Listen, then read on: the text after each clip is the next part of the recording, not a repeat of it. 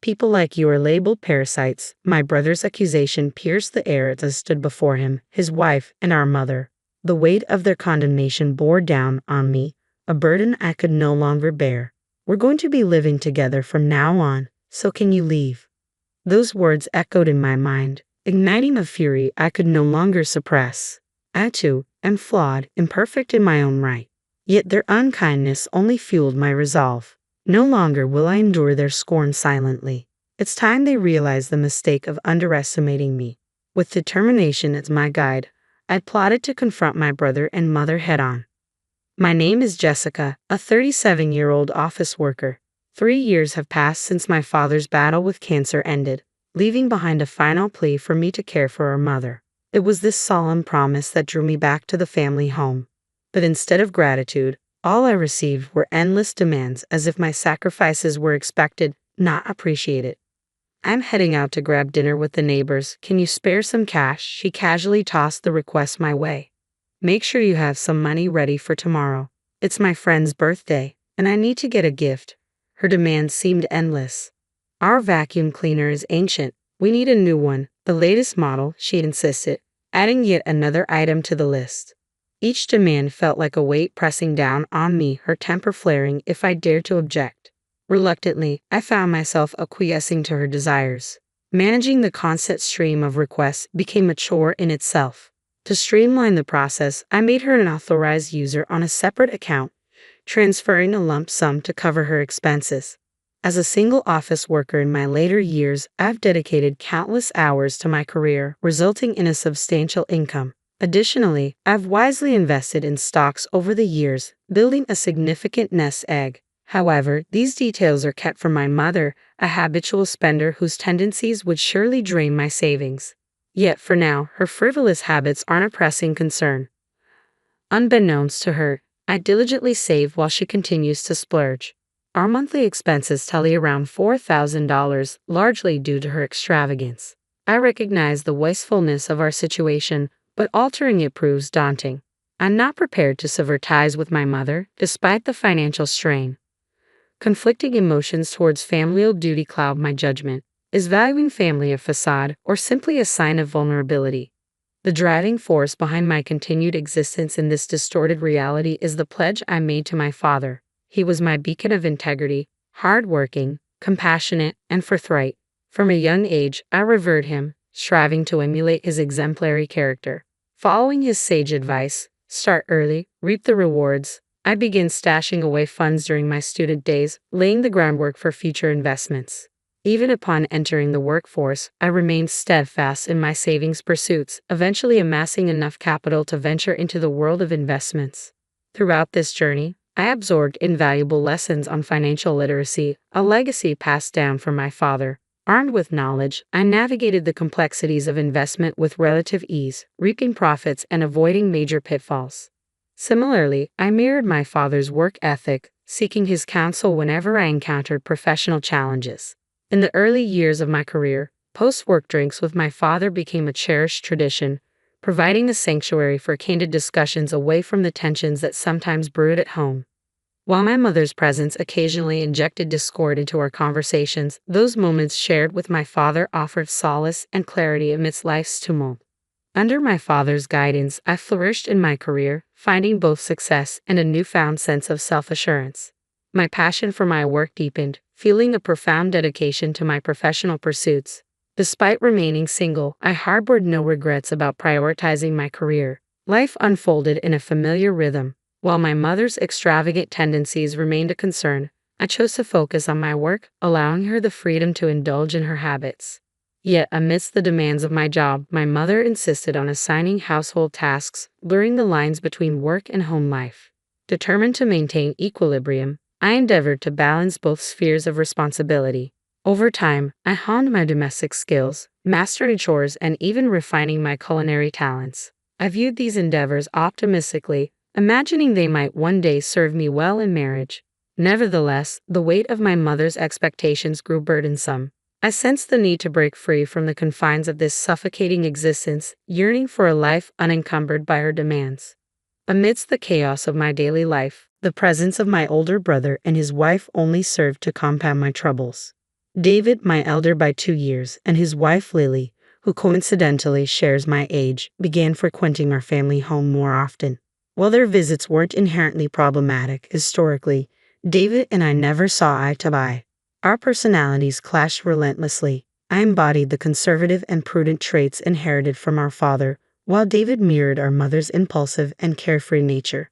Since childhood, David's approach to finances mirrored his personality. He spent recklessly, devoid of any foresight or planning, living purely for the present moment.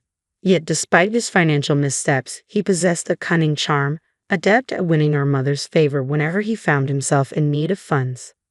"Mom, I truly appreciate all your hard work and dedication to keeping our household running smoothly," David would croon, effortlessly weaving his way into her good graces. "I promise to lend a hand with chores next time." With honeyed words, he effortlessly manipulated her, securing whatever his heart desired. Not only was David adept at charming our mother, but he also excelled in sports, particularly soccer, where his skills earned him admiration from the community. To our mother, David was the epitome of pride, a son whose accomplishments reflected positively on her. Basking in his accolades felt akin to receiving praise herself. Thus, it became routine for her to indulge his every whim, showering him with affection and gifts. In contrast, my strengths lay in academia, lacking the prowess displayed by my brother in sports. Consequently, from my mother's perspective, there was little cause for celebration in my endeavors. I appeared unremarkable, often overshadowed by David's achievements. In the eyes of our neighbors, I was simply known as David's sister. This dynamic fueled my mother's favoritism towards him, leaving me feeling overlooked and undervalued. Moreover, my close bond with our father likely exacerbated her preference for David. Despite our father's attempts at impartiality, my mother's partiality only deepened David's arrogance and hostility towards me. Our strained relationship only served to further entrench my mother's allegiance to him, perpetuating the cycle of favoritism and resentment. "Jessica, move. You're blocking the TV." "Why should I? I was here first. The anime I've been waiting for is about to start. Move from that spot on the couch." "What? You've recorded that anime. You can watch it later. I want to watch it live now." "Just move." David's self-centeredness was a common occurrence, his desires always taking precedence. Despite the blatant unfairness of his demands, our mother consistently sided with him. Even in moments of conflict or disagreement, she remained steadfast in her support of David. "What are you doing, Jessica? David's show is starting, so move and let him watch." "But I was watching something." "Quit being selfish and let him watch." "You go back to your room, you're just in the way." Mother's scolding reverberated through the air, her tone sharp and unyielding. Left with no recourse, I retreated to the solace of my room, while David claimed the couch without a hint of remorse. As if to underscore our favoritism, Mother returned with snacks and juice exclusively for David, disregarding my presence entirely. In the absence of our father, such partiality towards David only intensified, leaving me feeling increasingly alienated. Growing up amidst this dynamic, it was only natural for me to distance myself from David. As we transitioned into adulthood, my first encounter with David's wife, Lily, left an indelible impression. "So, you're Jessica, David's sister," she remarked, her words dripping with disdain. "You're every bit as plain and unfashionable as David described you. It's no wonder you lack any charm." I was rendered speechless, the sting of Lily's words cutting deep during what should have been a joyous family gathering.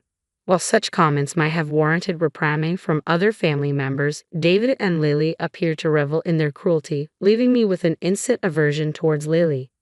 Her disdainful remarks became a recurring theme, tarnishing even the most cherished family gatherings from New Year's celebrations to Independence Day. "Jessica, we're the same age, yet here you are, still single. Have you ever even had a boyfriend?" Lily's taunts echoed through the room, amplified by David's chuckles of agreement. "No man would ever consider someone as ordinary as you. Jessica's always been devoid of worth, with nothing to offer," they jeered in unison, their words a harsh reminder of their disdain for me. In my father's absence, David and his wife seized the opportunity to demean me, with my mother offering no defense, only joining in their laughter. Consequently, every family gathering at our parents' home became an ordeal for me. Several years ago, when David was transferred for work, the frequency of these uncomfortable gatherings diminished, offering me a semblance of peace. However, his recent return brought back the unwelcome intrusion. Regardless of the season, David and his wife now visit every weekend, disrupting my routine and exacerbating the tension. You're still as unremarkable as ever, aren't you? Living at home at your age. It's simply unacceptable. Did you know they call women like you parasite singles? It's embarrassing to have someone like you as my sister-in-law. Their mocking words only adding insult to injury. David and Lily's harsh words strike a chord of truth within me. It's undeniably embarrassing. As the one who financially supports my mother's lifestyle, I find solace by retreating to my room whenever they belittle me. While they don't actively seek my company, I can't help but notice their outings with my mother. During these occasions, I hastily prepare and consume my meal before retreating to the sanctuary of my room, where I can work without much interaction with them. Yet the frequency of their visits only seems to increase with time, and each time, my mother treats them to lavish meals. Perusing the credit card statements, I'm taken aback by the frequency of their visits to upscale wine bars and barbecue restaurants. Moreover, I can't ignore the fact that most of the designer clothing they flaunt is purchased by my mother. It's a perplexing situation. My mother showers them with gifts and treats, and they accept it as their entitlement. The disparity between their indulgence and my own frugality weighs heavily on my mind. Finally reaching the end of my patience, I mustered the courage to confront my mother about her excessive indulgence towards David and Lily. Mom, you're spoiling David and Lily too much with all these fancy dinners. They both have jobs. Why don't you let them pitch in sometimes? My words ignited a fiery reaction from my mother, her face flushing with anger. Who do you think you are, telling me how to spend my money? How I treat David and Lily is none of your concern. Have you forgotten the favor of allowing you to live under this roof? Her words struck me like a blow, leaving me stunned by her audacity. It was perplexing how she could disregard all I've done for her, seemingly forgetting my contributions to our household. The only reason I remain in my childhood home is out of respect for the promise I made to my father, not out of any desire to be with her. It appeared that Mother had shared our recent disagreement with David and Lily as they arrived at the house a few days later with stern words. Jessica, it's time to face reality. The only reason you're still here is because of Mom's kindness. How could you betray her like this? People like you are nothing but parasites, Jessica. It's time for you to leave this house. Excuse me, you heard us correctly. We're going to be living here with Mom from now on. So, could you please make arrangements to leave? With a heavy burden weighing on my shoulders, the trio launched into a tirade against me. My patience waned as their words cut deeper. I'm no saint. There's no reason for me to continue being kind to people who treat me like this. It's too late for them to realize the error of their ways. In that moment, a plan for retribution formed in my mind against David, Lily, and Mother. I understand. If my leaving brings you satisfaction, then so be it. The couple's malicious grins only fueled my resolve. Remember your promise. If you're still here when we return, we won't hesitate to evict you. With determination coursing through me, I bid farewell to the house. Let's start anew, Mom. Yes, I'm thrilled. It'll be wonderful living with David and Lily. What a joy it will be. As they gleefully discussed their future, I retreated to my room, immediately setting out to find a new home. Opting for practicality over extravagance, I settled for an affordable apartment near my workplace, prioritizing safety and convenience. With the logistics swiftly arranged, I notified Mother of my impending move. In response, she wasted no time informing David and Lily. A week later, my relocation was complete, and it became clear that Mother's allegiance lay elsewhere. She embarked on a vacation with the couple, only returning in time for David and Lily's move into our family home. Soon after, Mother's voice crackled through the phone, laced with shock and anger. Jessica, what's going on? Where are all the furniture and appliances? Well, I bought them with my own money, so I took them with me, I replied calmly. Don't be absurd. I bought those with my money. Remember, you asked me to replace them, and I did. I paid for everything. Mother's frustration was palpable. You're mistaken. I've been using my own credit card for purchases, I countered. It seemed Mother had conveniently forgotten that the card she used was provided by me. But I let her accusations roll off me, ending the call casually. Eventually, Mother attempted to replace the missing items, only to find the bank account linked to her credit card had been emptied. A few days later, I received a call from David. Mom's credit card isn't working. What's going on? You're behind this, aren't you? David's accusatory tone sliced through the air, revealing his keen intuition. I simply took necessary measures, I replied, trying to frame my actions in a more positive light. His anger simmered beneath his words. You've been footing the bills all this time.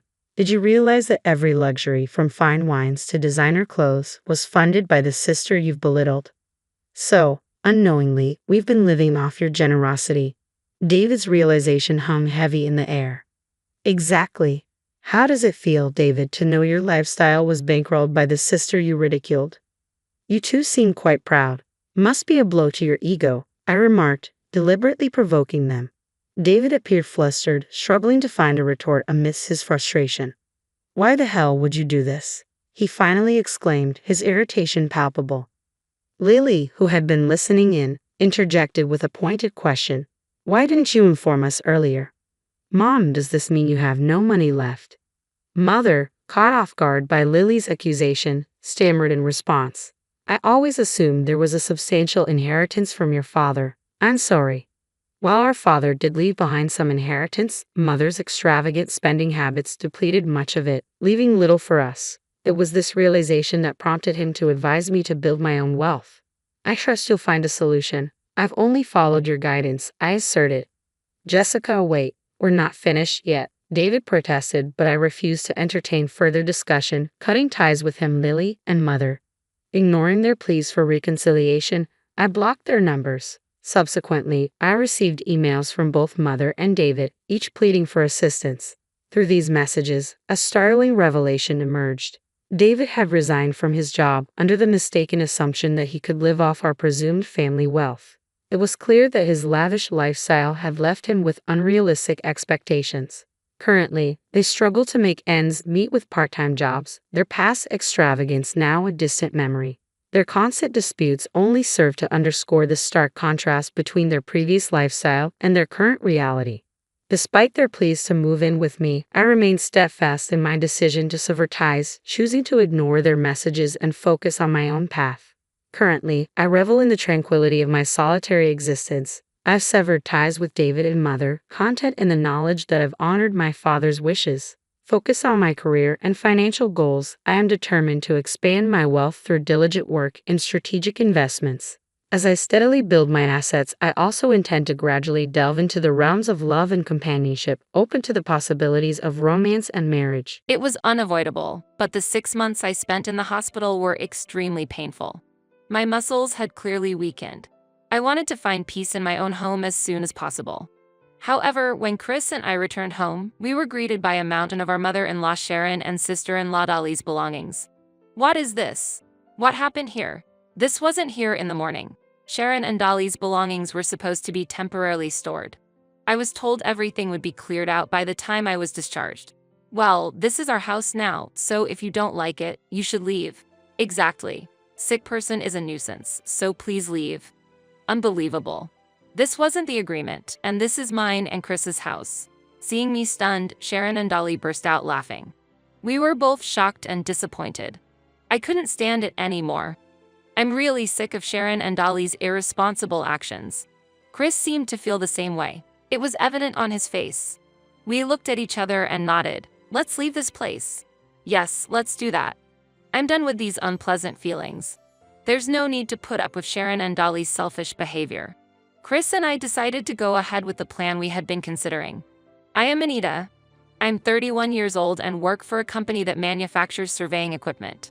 Chris and I married at 30 after 2 years of workplace romance. Both work and married life are going well, and I'm living fulfilling days. However, interactions with my mother-in-law Sharon and sister-in-law Dolly can sometimes be stressful. Both mother and daughter have very bad personalities. It's hard to believe that Chris is related to them by blood. Through Sharon and Dolly, I have experienced numerous hardships. Today, I plan to talk about various events from that period. After we got married, Chris and I were entrusted with managing a house from my maternal uncle. My uncle, who has no spouse or children and is elderly, lives in a facility. Since the house would be empty, we were advised to live there and eventually inherited it. The house is old but has many rooms, which was nice. The problem is that it's not far from Chris's parents' house. It's about a 30-minute drive. Because it's relatively close within the same city, We started being called to his parents' house every weekend. Initially, I thought that was natural, a kind of rite of passage. I thought it was just treated as a family event and that we would eventually be left alone. However, the reality was different. Mother-in-law Sharon began to use me as her legs and purse, regularly calling me out every holiday. "I'm sorry, Anita, but my back hurts and I can't move freely." "Yes, that's fine." What else could I have answered? There was a need to go to the hospital. Shopping at the supermarket was also necessary. I forgot my wallet. It's a financially tight month. She used those excuses to exploit me. I drove the car as instructed and prepaid at various stores as requested. Gradually, Sharon began to take my efforts for granted and became increasingly arrogant. Whenever I slightly object or resist, she acts as if she is the victim. "Why do you look so dissatisfied?" "It's just a little call." "You are a daughter-in-law, it's natural for you to serve your mother-in-law." "You understood that when you got married, didn't you?" "I told you I had plans this week. It's unfair to call me despite that. If you don't like it, you should refuse. Since you came, it couldn't have been that important, right? Even if we are not related by blood, you should prioritize your parents." Gradually, Sharon lost her restraint towards me and started to use me for house cleaning and preparing lunch. She also ordered me to replace the sliding doors, weed the garden, and clean the gutters. Although Sharon complains of back pain, its authenticity is uncertain. I wouldn't have been surprised if it was just an excuse to exploit me. There is a particularly memorable interaction with Sharon. It's about the time we found a bug in the kitchen. Not just me, Sharon also detested that bug immensely. Upon seeing it, she would scream like a child and move about 33 feet away. The same reaction occurred that day. When I exclaimed, a bug?" Sharon screamed and fled the kitchen. "Deal with it quickly. Get rid of it." Unbelievable. It's Anita's fault. At my fault? How does that make sense? Because it is. It's because Anita hasn't cleaned the kitchen properly. That's why the bug appeared. Deal with it quickly. Don't bring it here. I couldn't help but sigh. Isn't she responsible at all who lives here regularly? Blaming me, who is only here on weekends, is just putting herself above reproach. Not only Sharon, but my sister-in-law Dolly, who lives with her, is terrible too. Dolly is a divorced woman who returned to her original home about 3 years ago after her husband cheated on her. She loves cigarettes, gambling, and alcohol much like a middle-aged man. She is always irritated, and dealing with her is painful. Especially problematic is her change into an uncontrollable personality when drunk, behaving violently. Dolly, who throws things around and causes trouble, is a great nuisance to everyone around her.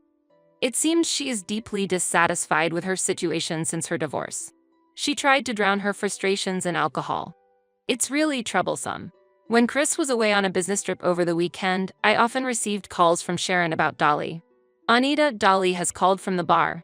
Can you come pick her up? Do I need to go? Shouldn't she take a taxi? It seems she's run out of money. Besides, it sounds like she's caused trouble at the bar." Reluctantly, I headed to the bar where I found Dolly completely drunk. When I told the staff that I was her family, they all looked troubled.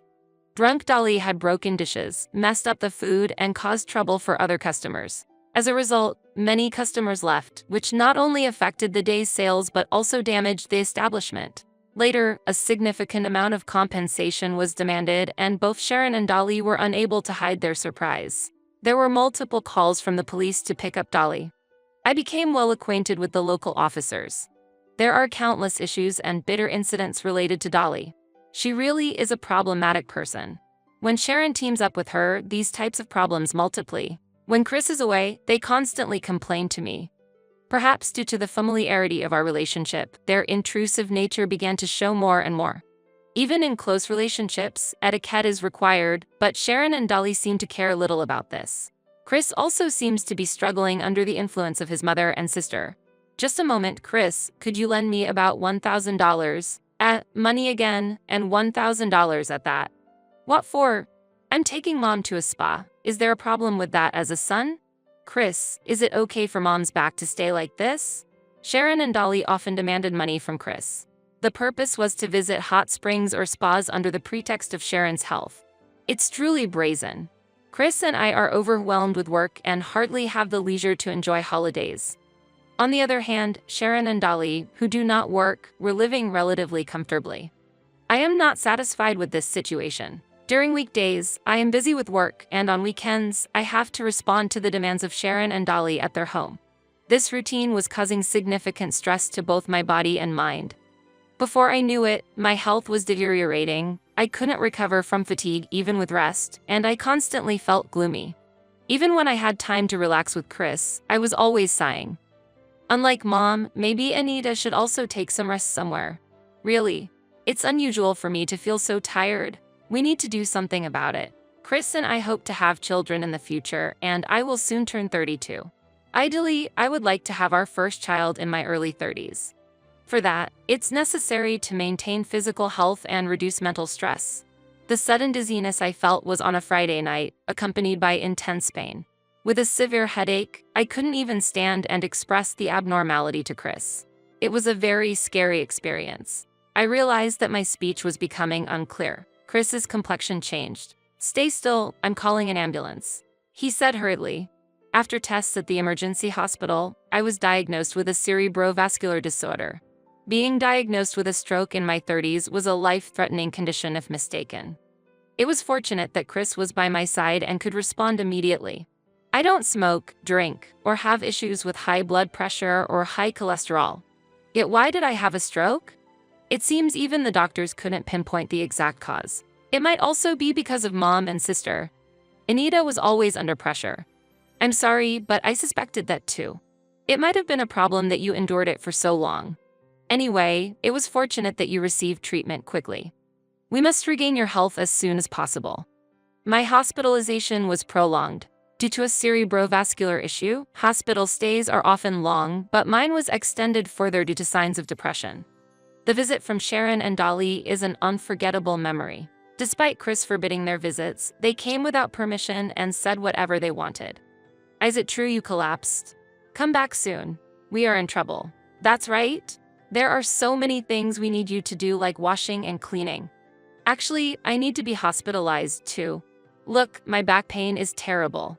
Get well soon and come back." "Oh, we'll borrow your room while you're hospitalized, okay?" "Borrow the room? What on earth does that mean?" After a while, Chris arrived. He was furious to see Sharon and Dolly. "Hey, I said stop. Why are you in Anita's hospital room? Quiet down. Let us visit. It's only natural since we're family.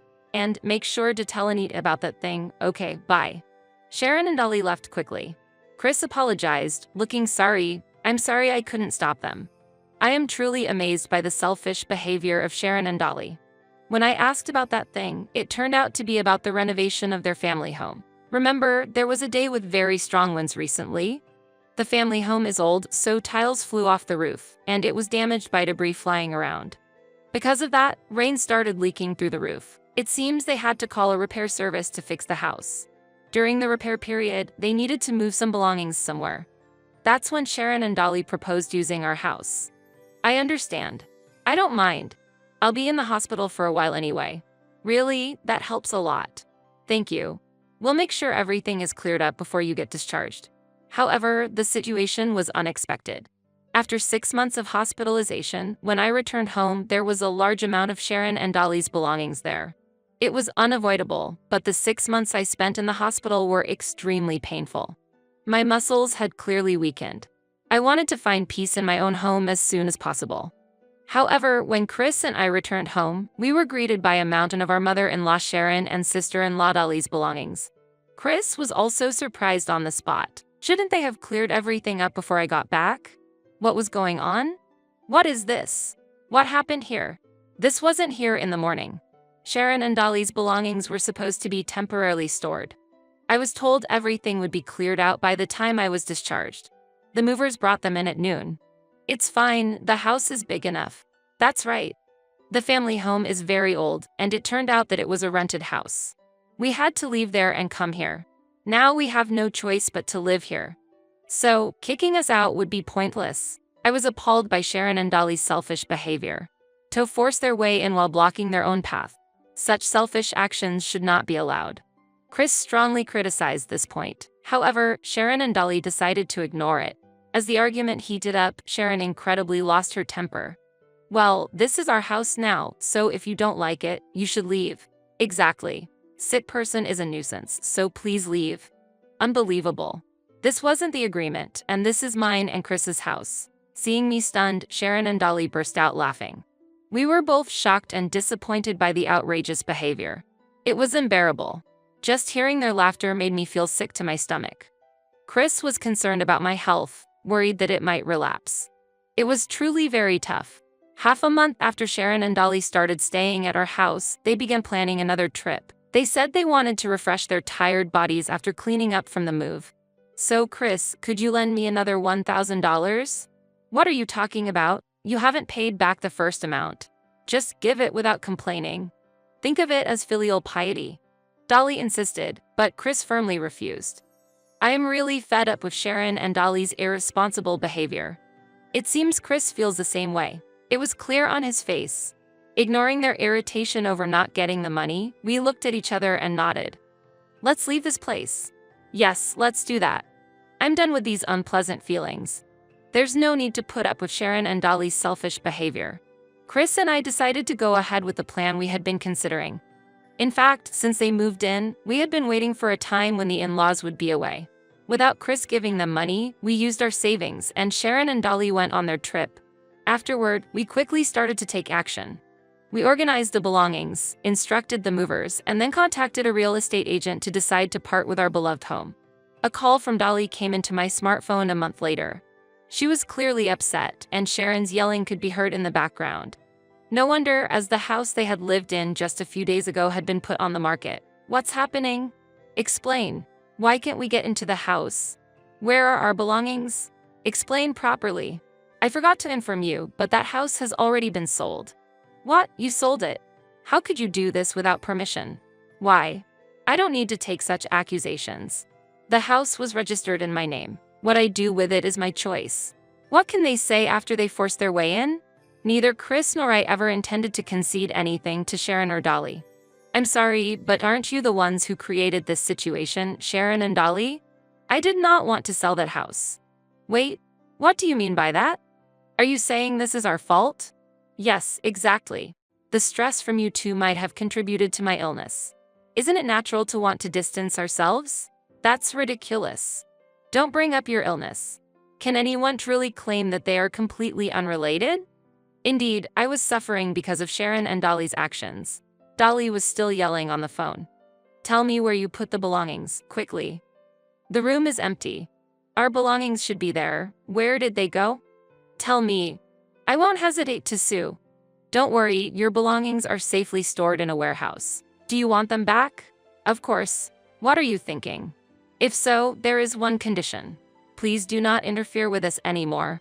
If you promise not to be involved with us anymore, I will tell you where the belongings are. I have no intention of responding to any more calls or demands for money. From now on, I want to live my life in a different place with as little involvement as possible. At that proposal, Sharon, who was talking on the phone, laughed mockingly. That's absurd. I am your mother-in-law. Such ties cannot just be cut. I want to cut off the tie that supposedly cannot be cut. After that, Chris took over the phone. It seems he too had a lot to say to his mother and sister. With an unusually stern expression, he voiced his determination. Mom and sister, you went too far. You lied to me and forced the move. I've been angry since that day. I don't even want to see your faces anymore. Wait, Chris, there's no need to be so angry. What are you talking about, Chris? You're the younger brother, don't get cheeky. Don't get ahead of yourself. You're unemployed and divorced. Who do you think paid for this trip? I'm not giving you any more money. Chris's voice was furious. His fierceness was considerable. Sharon and Dolly felt the gravity of the situation this time. Let's calm down and talk, they suggested. Then they asked for details about the location of the storage and the handling of the belongings. Everything went as planned. Chris and I exchanged glances and arranged a meeting with Sharon and Dolly. 3 days later, we gathered them at a small cafe. Sharon and Dolly had been staying in a hotel for the past few days, looking pale, but they seemed to think they could still dominate us with their assertive attitude as before. We're here. Hurry up and tell us the location of the warehouse. You're also paying for the hotel stay. That's not happening. Before you say something like that, pay back the money I spent on the trip. I've spent nearly $5,000 to date. Pay it back quickly. Chris's presence was intimidating. It was hard to imagine from his usually calm demeanor. They seemed to feel that they should not anger him any further. Immediately, Sharon and Dolly softened their approach and began to smile ingratiatingly. "Wait a minute. We didn't mean to make you angry. We were just a bit shocked and frustrated over a small thing." "That's right. Let's talk more calmly. Don't say you want to cut ties. No, that's unacceptable. Our future as a couple is at stake. We will take this opportunity to sever ties with you." "What are you saying? How can you speak to your parents like that?" Chris had a stern look, but it wasn't in his nature to say such things. The problem lies with Sharon and Dolly, who have forced him to make this decision. Their actions necessitated such a drastic decision. I took over from Chris and reiterated the specific conditions to Sharon and Dolly. "As we discussed before, please do not contact us or ask for money. If you can abide by this, we can tell you where the storage is. The cost of using the storage is your responsibility. Also, don't forget to repay the travel expenses." "What are you saying? Don't make impossible demands. We don't have that kind of money. Do you really understand? Both my mother and I don't have jobs. Why are they so shameless? Are Sharon and Dolly truly without shame? If I were in their position, I could never speak like that." Chris was also taken aback by their unreasonable statements. There was no longer any anger in his eyes. "Enough. Can you really say such things without a second thought? You really are like parasites. Become more independent, stop relying on us, and learn to support yourselves. Children normally rely on their parents for support. What do you mean by calling us parasites? Indeed, parental support is natural, and I have been doing that for years. However, there is a limit. Didn't mother and sister not only fail to do what they could, but also lied? A bug." Suddenly, when I pointed to the ground near Sharon's feet, Sharon gave a short scream and quickly got up from her seat, moving to the wall. Her agile movement didn't seem to belong to someone suffering from back pain. It seems that Sharon realized I had made up the bug. She became very angry, her face turning red. "Liar. I was deceived. I'm sorry. However, isn't it mutual? You did use your back pain as a reason to make me do household chores and repairs, right? Furthermore, you fleeced me of money under the guise of treatment for the hot springs. Wasn't it for your back? Who is the real liar here? Just stop it." Sharon was unable to respond. She looked at the floor in frustration and bit her lip. Chris urged her to return to her seat, and she came back muttering her dissatisfaction. It seemed she had lost the energy to argue and was disappointed. On the other hand, Dolly was still ready to fight, anger evident in her eyes. "Both of you lack respect for your elders. Stealing our belongings and threatening us, lying, ambushing, calling us parasites. I am furious. We did not want to respond in this way or tone either. As I've said before, you two have driven us to this situation. Please understand that. There's one more thing I'd like to ask. Sharon, Dolly, why don't you try working? You should be independent and support yourselves. Isn't that possible? Both of you are healthy and have no chronic illnesses. You have time and you owe me a debt. If you don't want to be called parasites, you have every reason to work." Looking at Dolly's face trembling with anger, we felt our stance was justified, but it seemed they were still not convinced. Changing Dolly's stubborn attitude might require more than just our efforts. But there was no need to rush, as everything was going according to plan. I subtly signaled to someone sitting at the back of the cafe. Responding to the signal, a man stood up and approached. As he appeared, Dolly's expression dramatically changed. The person who appeared was none other than Dolly's former husband, Tony. Indeed, Chris and I had contacted Tony in advance for this day and arranged for him to come. Tony's face lacked the warmth it once had, and it was clear that any love he had for Dolly had completely vanished. His gaze was cold as he looked sternly at Dolly and said, "Dolly, it's been a while. You still haven't changed. It's really surprising." Dolly couldn't hide her disturbance and asked Tony, "Why are you here? Did they call you? What hasn't changed?" Tony answered calmly, "It seems you're still living by deceiving others. Just like you deceived me, are you deceiving Chris and Anita too? You dishonest woman." I was shocked by his words. "Did you have an affair, Dolly?" Previously, Dolly had told us that her husband's infidelity was the reason for their divorce. However, her failure to deny Tony's accusations made it likely that his claims were true. It became clear from this situation that Dolly had been lying to us. She was the one who had an affair and caused the divorce. She was pretentious, arrogant, dishonest, and had been hiding her true nature, which was now exposed. My dislike for Dolly deepened in my heart, and I was aware of how much my feelings towards her had intensified. If you had returned to your hometown and kept quiet, I wouldn't have said anything. But Dolly, it seems you're causing trouble here too. Dolly defiantly responded, "So what? That has nothing to do with you, does it?" Tony calmly retorted, "It's not entirely unrelated. I am your ex-husband. If I had been stricter with you, maybe Chris and Anita wouldn't have had to suffer so much." Confused, Dolly demanded, "What? What exactly are you trying to say? Tell me clearly." At that moment, Tony calmly took a document out of his inner pocket and slammed it on the table. The presence of the document rapidly turned Dolly's complexion pale. The document was prominently labeled Demand for Property Division for Adultery, and it clearly stated that she must pay $30,000 within a week. Dolly panicked and shook her head. "Impossible. This is absurd. I can't pay $30,000. I just told you. I don't have a job, I have no savings, only debts," Dolly shouted. Tony was firm in his response. "So what? If you don't have money, you need to work hard and pay it back. That's the least you can do to make amends. And by the way, the compensation should be paid in full." Dolly, crying, pleaded, "But that's impossible. Mom, say something." However, Sharon coldly replied, "What do you want me to say?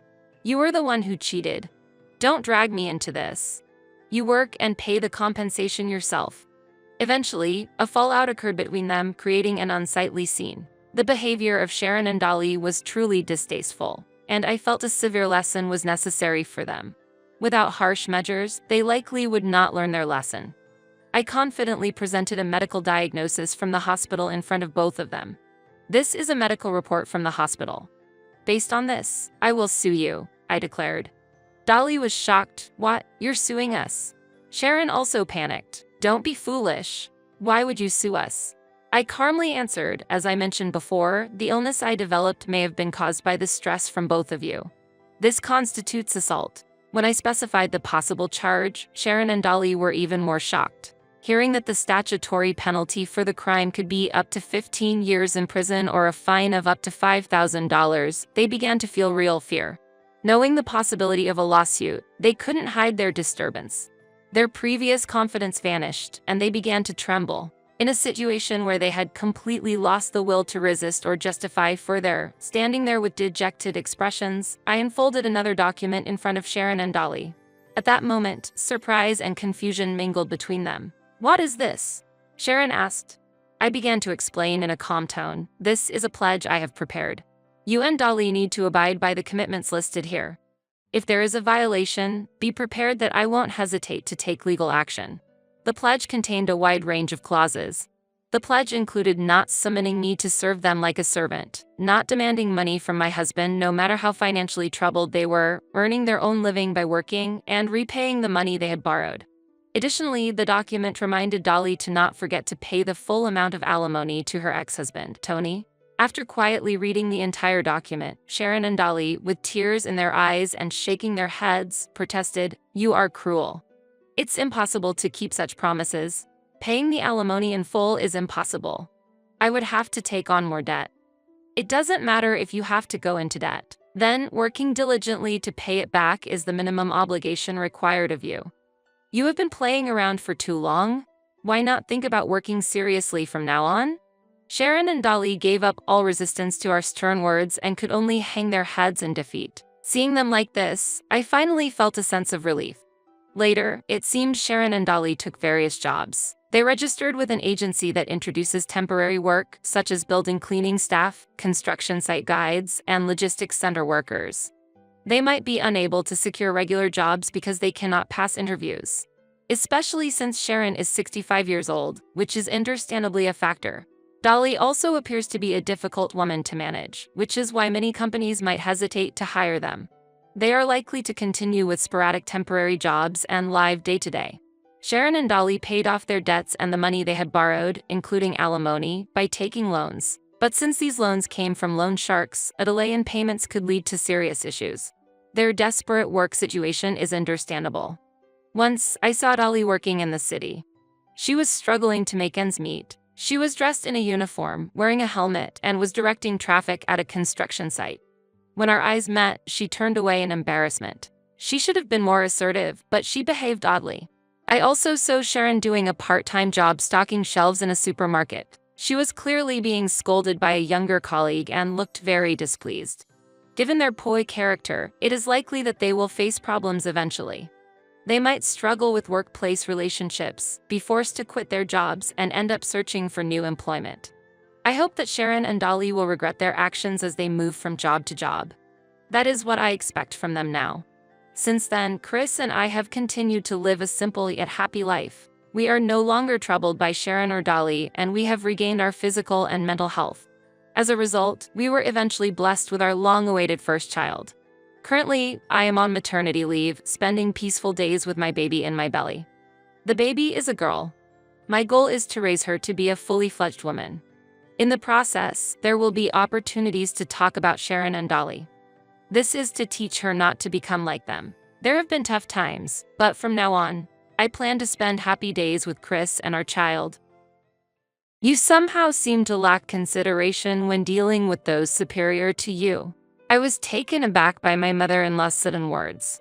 Lately, she has been making comments that seem to test me. Considering our relationship, I would think I hold a special place in your heart, even more than your own mother. Are you content just helping with household chores? I could sense an expectation or a test of some sort behind her words, and the initial kindness in her face had faded. She continued, "Also, how about moving your room to the storage space under the stairs? I'd appreciate it if you spent your time quietly there. If you're not pleased, you're welcome to find another place to live." She smiled as she said this. Her smile seemed to contain a hint of superiority. "My name is Nicole. I met Daniel at my part-time job during my student years, and we quickly became close. After dating for 5 years, we decided to marry. Daniel and I worked at the same manufacturing company, and our days were busy. However, this business strengthened our bond. Every evening, we returned home on the last train, and no matter how tired Daniel was, he waited for me at the station. Whenever he saw me, he always greeted me with a bright smile. Daniel genuinely cares for me and makes me forget my daily fatigue. I feel happiness in our daily life. Both of my parents have passed away. They left behind a considerable inheritance. We have been living without using that inheritance as we plan to save it for our future needs. One day, on our way home, Daniel asked, "Nicole, my parents want to visit tomorrow. Is that all right?" I felt a twinge of nervousness but replied with a smile, "Of course, they're always welcome." My parents-in-laws, who lived nearby, occasionally visited our house. We had a close relationship and mutual trust. They treated me like their own daughter, and I cherished them as my real family. One day, when they visited, my mother-in-law Camilla suggested, "Nicole, Daniel, this house is getting old, and if you don't mind, why don't we live together? I think the day when we'll have grandchildren is coming soon, and I think I can help with household chores." My father-in-law Edgar also agreed. Edgar, who was always cheerful and friendly, had recently shown signs of health problems. Daniel and I had become increasingly concerned about this change, and we would often exchange worried words about it. Living together could also deepen our family bond. Moreover, I thought that our home would become livelier and there would be more things to look forward to in life. That proposal sounds wonderful to me. However, this house might become a bit cramped. Let's discuss how we can all comfortably live together in more detail, I replied. Daniel nodded in agreement. Camilla added with a smile, "Nicole, you have inheritance from your parents, right? How about using it to build a wonderful house?" I was taken aback, as I hadn't mentioned the inheritance to her. I had always thought it wasn't something to share in detail with others. So, when my mother-in-law brought up the topic of inheritance, I was a bit taken aback. Moreover, I felt a slight discomfort when she mentioned how she intended to use the inheritance. However, even though I had hesitated to spend a large amount of money until now, I began to think that perhaps it was finally the right time to do so. Considering the enthusiastic faces of Daniel and my parents-in-laws, I thought my parents would have supported this idea. In that case, how about building the best house together? I proposed enthusiastically. We decided to build a new two-family home. The construction went smoothly, and our new life together began. Our home was filled with laughter and warmth. I felt happiness in this kind of life. When I came home tired from work at night, Camilla would have warm food ready and wait for me. My father-in-law would join in, and we'd enjoy drinking together late into the night more often. Every day felt special, and I truly thought I made the right choice living together in this house. But life is unpredictable. My father-in-law's health began to decline gradually. While it wasn't life-threatening, he decided on his own to move into a nursing home because he didn't want to be a burden to us.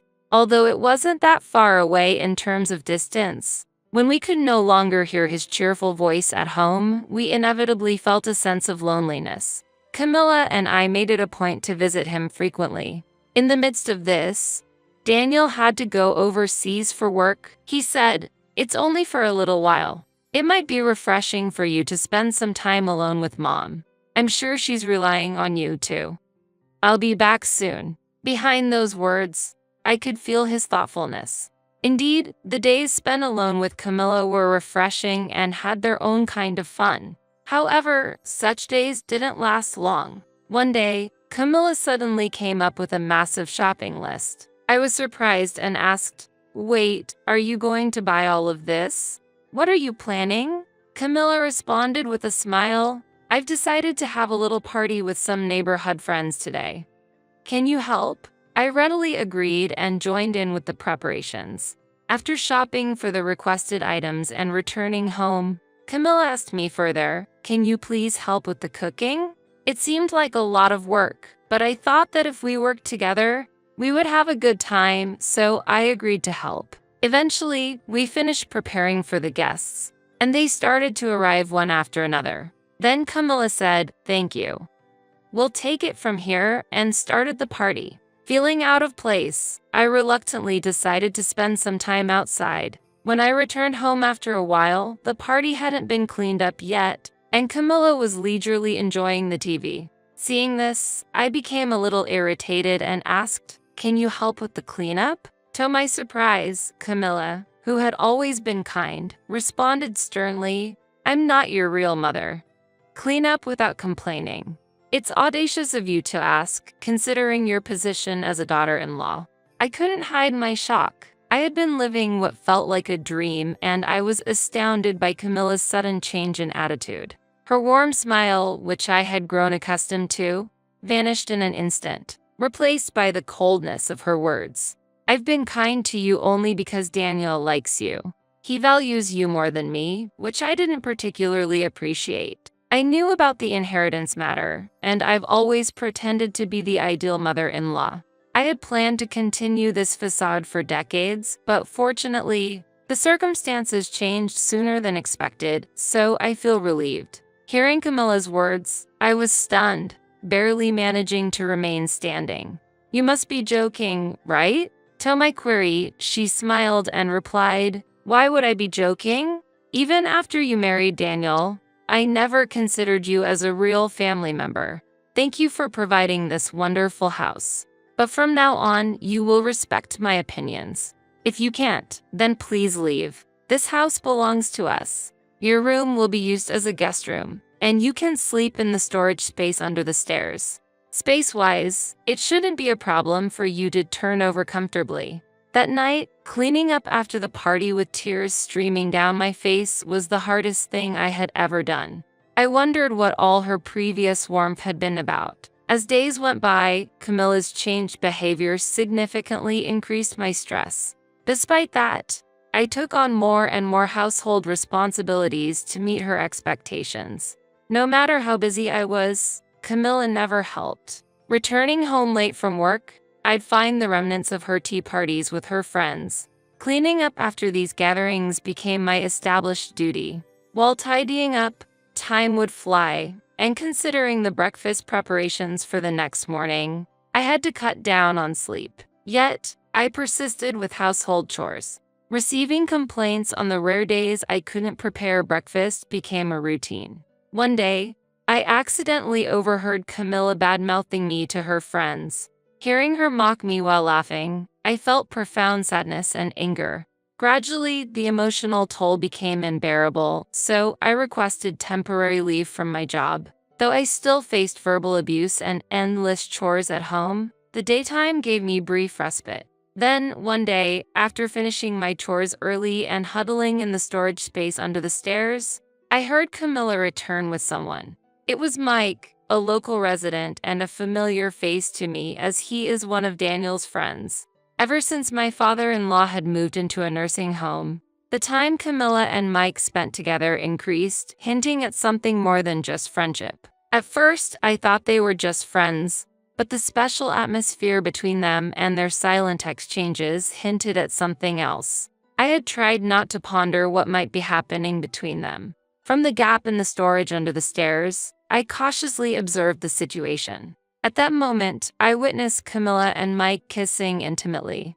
I had suspected something was going on from their demeanor, but being confronted with this reality, I was deeply shocked. It seemed that Camilla was having an affair with him in our house. Hoping for the scene to end as soon as possible, I closed my eyes and covered my ears, waiting. Unable to bear the situation, I decided to visit Edgar at the nursing home in the following days. He had always been understanding and was a source of comfort for my heart. Before leaving the house, Camilla said, "Are you going out somewhere? That's perfect timing. I have friends coming over tonight, so spend your time outside." Sensing the underlying tone of her relationship with Mike, I rushed to see Edgar. Upon meeting him, he seemed to sense my pain and comforted me. I poured out my heart about Camilla and Mike's affair. He listened carefully to my story and, after I finished speaking, began to speak slowly. His words resonated deeply in my heart. "It seems you've been through a lot, but it's probably only Camilla who is blaming you unfairly. You're not alone, Nicole. I'm glad you've come to me in this tough time. Daniel must be worried about you, too.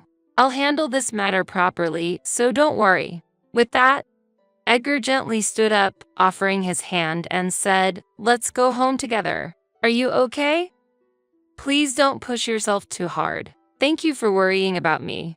But for your sake, I can endure anything." Feeling his warmth, I walked beside him on the way back home. When we arrived at the house, I noticed that the visitors' shoes were left as they were in front of the door. They had probably assumed that I wouldn't be returning so early.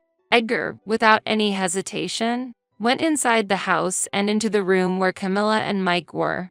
Camilla looked shocked, her eyes wide.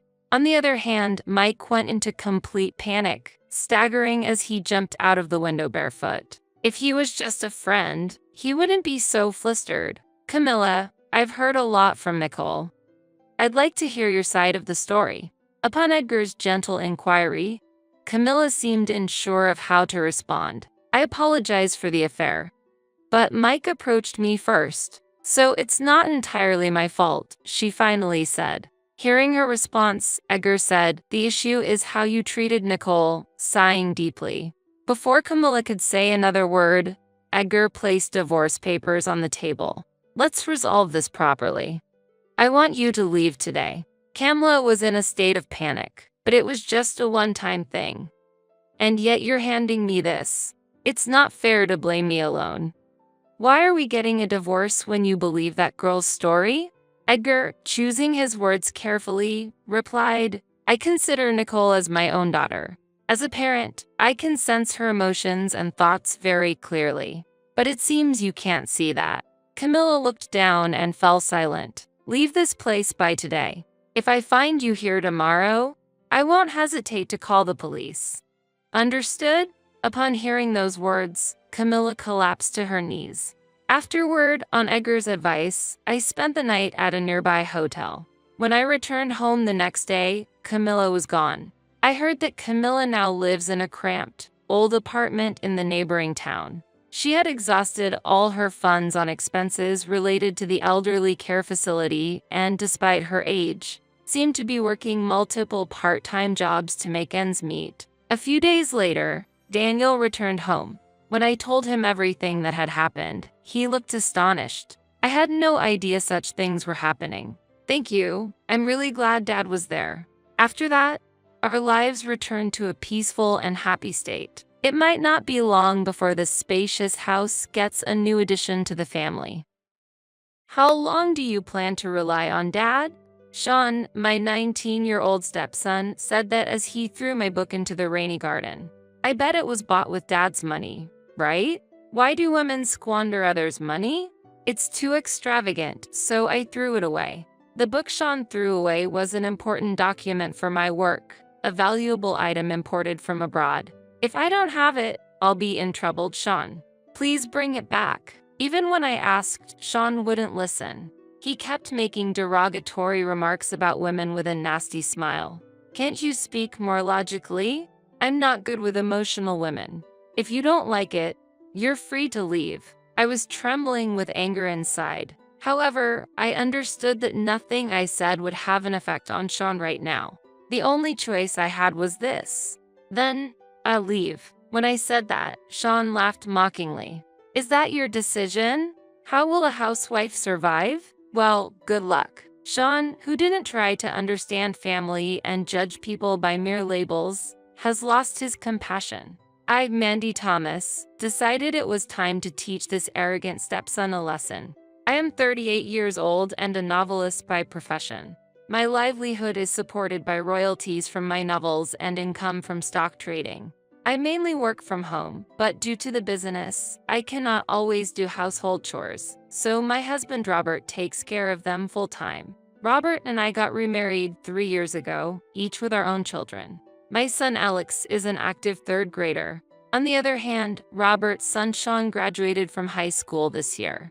He failed to get into any of the universities he applied to and is currently taking a gap year.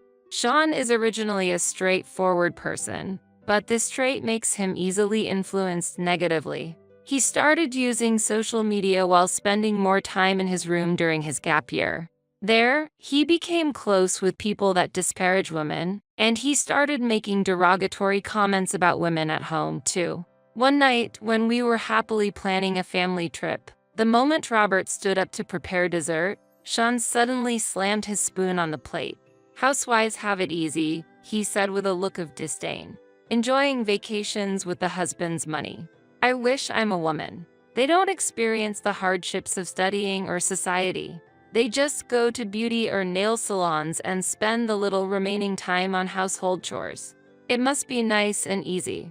I retorted, if you think housework is easy, you're mistaken. It requires constant attention to the family, sometimes even sacrifices. Sean replied mockingly. So, you're saying housewives have it tough? Are you one of those who claim that a housewife's income should be $100,000? There's no superiority or inferiority between household and professional work. However, housework is often undervalued, making it more difficult for some. Enjoying 3 meals and naps, relying entirely on the husband. In our house, it's Robert who does the housework, so Sean's statement is fundamentally wrong. But more than that, his attitude was the problem. Since you haven't experienced being a housewife, you can't understand the situation. Everyone has their own circumstances. Isn't it rude to generalize and criticize without knowledge? But Sean didn't understand that. What's your point? Acting all high and mighty even though you're unemployed? Alex, sitting at the same table, looked worriedly at Sean and me. Thinking of Alex, I felt it was inappropriate to continue the conversation and changed the subject. Sean snorted in dissatisfaction, but soon his eyes lit up when he saw the dessert Robert brought out, ending the discussion. Sean's attitude seemed temporary, possibly due to the pressure of studying. However, the next morning, Sean came into the dining room looking smug. As I was doing laundry, he threw an A4 paper at me, found something interesting, and printed it. Check the comments. It was a busy morning, but I glanced at it. It was from a college student's social media account. It's weird for a full-time housewife to share household chores and childcare with her husband, right? It seems marriage is just for financial support. And they say being a housewife is harder than working, followed by negative comments about women. Rants of a woman with no social experience. enjoying lunch with the husband's money. Full-time housewives get accustomed to laziness, their thinking becomes dull, and their perspective narrows. Leaving housework to the husband despite being a full-time housewife, just like a parasite. I ignored the ridiculous comments and continued with the laundry. But Sean approached with a sneering remark. How about it for a full-time housewife, leaving cooking to dad? Do you see him just as a provider of money for housework? I replied calmly. Whether a full-time housewife or working, we are all part of the family. It's normal for a family to cooperate and share chores whenever possible. Your basis for that? Just making excuses? Do women become shameless as they age? Sean wasn't like this in high school, but now he's using unfamiliar terms to criticize his family. The influence of the internet has changed him so much. As I was surprised, Robert appeared from the kitchen with an omelet. Here, eat up. All right, Mandy, you're having lunch at the cafe near the station today, right? Yes, I don't need lunch. Thank you. Hearing this exchange, Sean smirked even more. Oh, enjoying a stylish lunch at a cafe during the day? Robert, unaware of Sean's sarcasm, continued setting the table. Mandy is busy. Sean, you should eat the packed lunch quickly. You have prep school soon. Sean laughed through his nose and said to Alex, who had just woken up, as he left, I have to be careful when choosing a future wife. If I make a mistake, my life is ruined. Aren't you eating breakfast? I don't want to catch the unemployed disease by eating together. See you. After Sean left, Robert pondered. What is Sean thinking? Is it the pressure of studying? Maybe so. I couldn't tell Robert that Sean despised housewives, as I didn't want to disturb our family's peace. While having such trivial conversations, the morning hurriedly passed. In the evening, caught by a sudden rain on my way home, I was shocked. The books stored on the shelf in my study were scattered in the garden. The books were drenched in the heavy rain, and the ink was smidging. Near the discarded books, Alex was crying. Alex, what happened? While Dad was out shopping, big brother, big brother. Suddenly, the living room's glass door opened, and Sean threw a pile of books into the garden. I was astonished. What are you doing? These are important books that are hard to get in the US. I said, wow, if they are that valuable, they don't suit a full-time housewife, Sean continued mockingly. They were probably bought with Dad's money, right? Why do women splurge on other people's money? They're too extravagant, so I threw them away. The books Sean threw were acquired from abroad and they were essential for my work. I really need them. Please bring them back. Even when I asked, Sean wouldn't listen. He just kept smiling and looking down on women. Can't you be a bit more logical?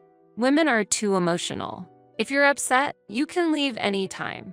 I felt anger inside. However, I understood that nothing I said would affect Sean at that moment. The only choice for me was this. Then, I will leave. Sean laughed loudly in a mocking manner. Have you really decided to do that? How will a full-time housewife survive? Well, good luck. Sean, who didn't try to understand family matters and judge people by labels, has lost his compassion. I decided it was time to teach this arrogant stepson a lesson. A few days later, I moved to the countryside. It was a good location, rich in nature, yet close to schools and supermarkets. Robert and Alex moved with me. Hearing about the incident, Robert was furious and said, let Sean live alone to learn the hardships of housework. When Sean learned we were moving to the countryside, he mocked us, saying, countryside living is for losers. However, just 3 days after we moved, he called for help. I tried cooking and got burned. My shirts are all wrinkled, and ironing them only makes it worse. What should I do? Hearing Sean's almost tearful voice over the phone, Robert asked in surprise, didn't you think being a full-time housewife was easy? Then Sean started explaining unbelievable reasons. Housework has always been a woman's role, right? It's not suitable for men who work and earn outside. So, bring mom back quickly. What if I spend time on housework and fail university again?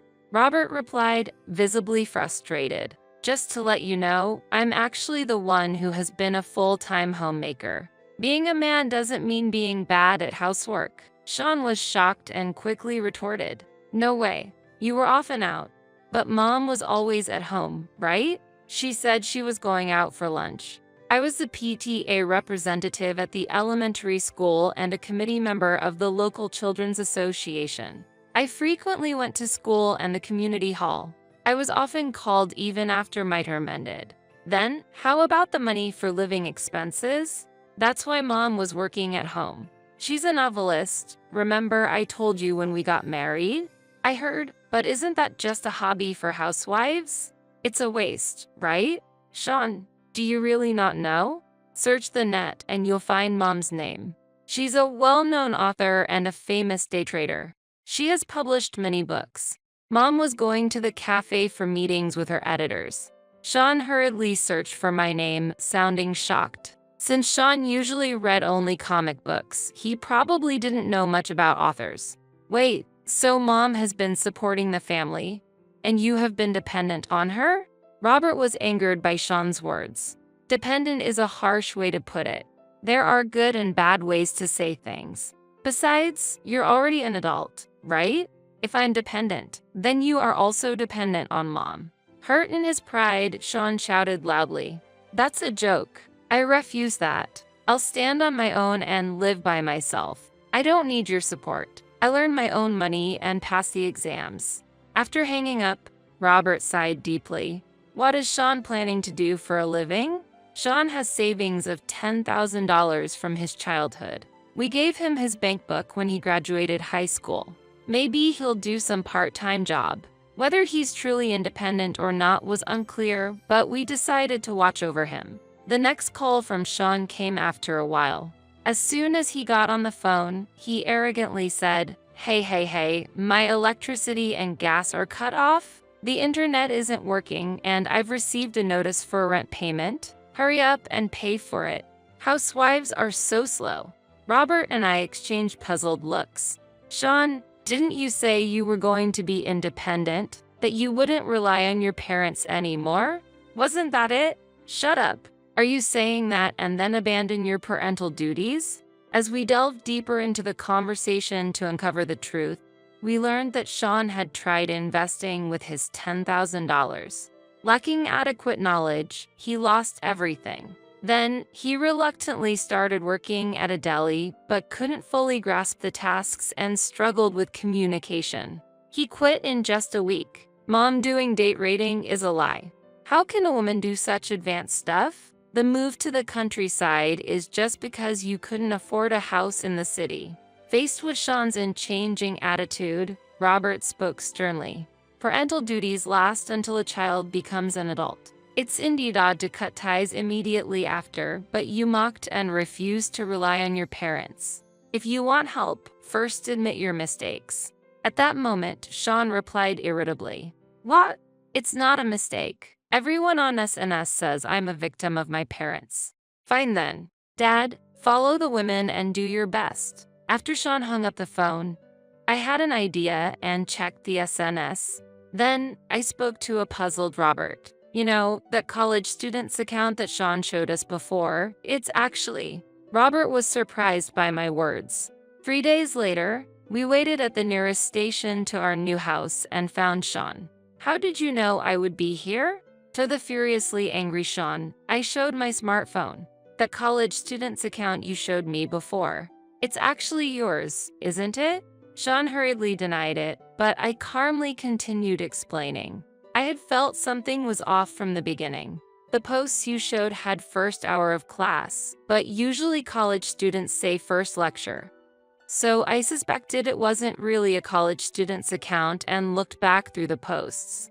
Then I found there was a post from the day he threw my books in the garden, boasting about punishing a full-time housewife. But that wasn't all.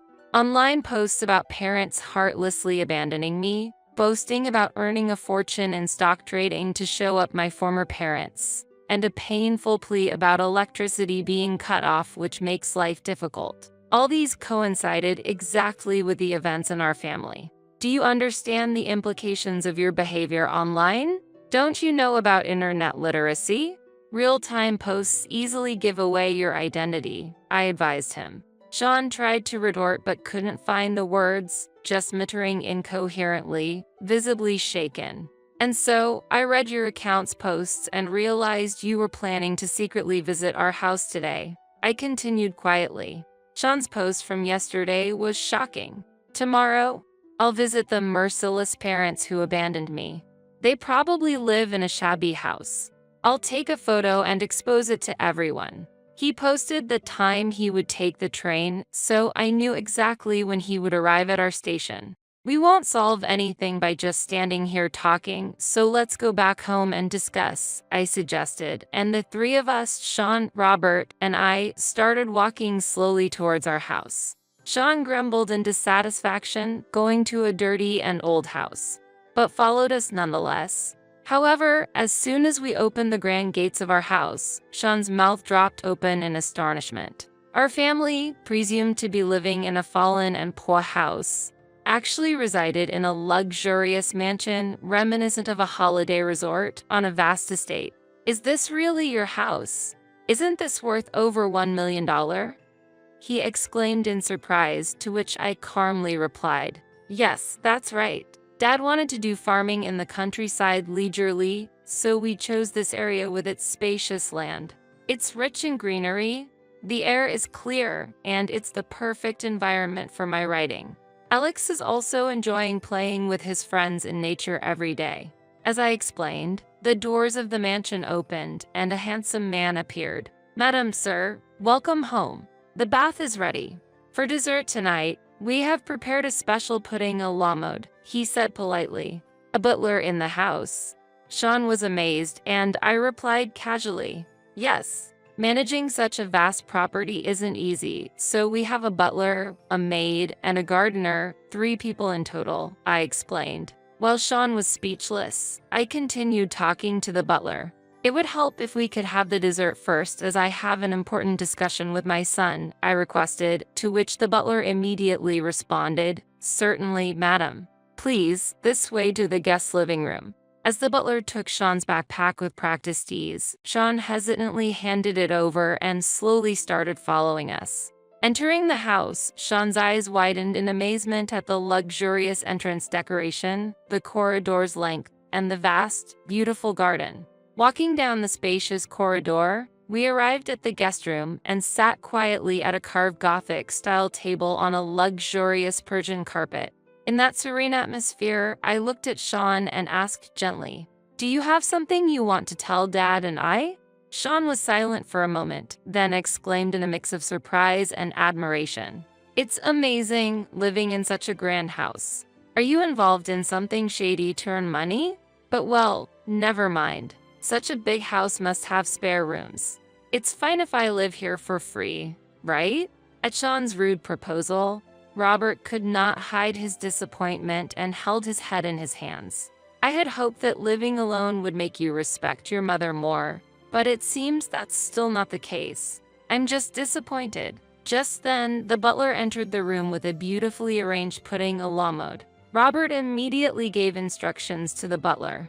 Sean is going back to the city center right away, so he won't need that dessert. Later, Alex will bring some friends over, so please serve them the dessert then. Sean objected to this sudden development, raising his voice in protest. Wait a minute, I didn't say I was going back. However, Robert did not listen to him and quietly stood up, looking out the window. As Sean trembled with anger, Robert looked him in the eyes and declared in a calm yet firm voice, there's no place in this house for someone who lacks respect for their mother. Leave now. In response, Sean's anger only grew. Unbelievable. Can't believe you think so little of your own son, he exclaimed loudly. Robert's face turned to one of sorrow, and he seemed to feel a deep sense of disappointment. If that's all you can think, then that's fine. It's impossible for me to convince someone as unimaginative as you. Now, please leave. Sean stood up, holding back tears, and blurted out, I will never come back here. Before leaving the room hurriedly, I quickly followed him, calling out, Sean, wait a minute. I caught up to him, who had stopped and turned around, and hurriedly handed him an envelope, saying, Dad said that but take this with you. Use it wisely. Seeing the contents of the envelope, Sean was surprised to find more living expenses than he had expected for the upcoming spring. With this, manage your necessary payments yourself. The tuition for your prep school will be automatically paid from my bank account, so don't worry about it. I know exams are tough, but do your best and take care of your health, I said, and Sean nodded several times in gratitude before slowly leaving the house. After that day, there was no contact from Sean, and we had no way of knowing about his future movements. We continued to hope for his safety and success. That SNS account, I noticed, had been deleted. Robert continued to maintain a stern attitude towards Sean, but as a parent, his concern never disappeared, and he occasionally checked on him secretly.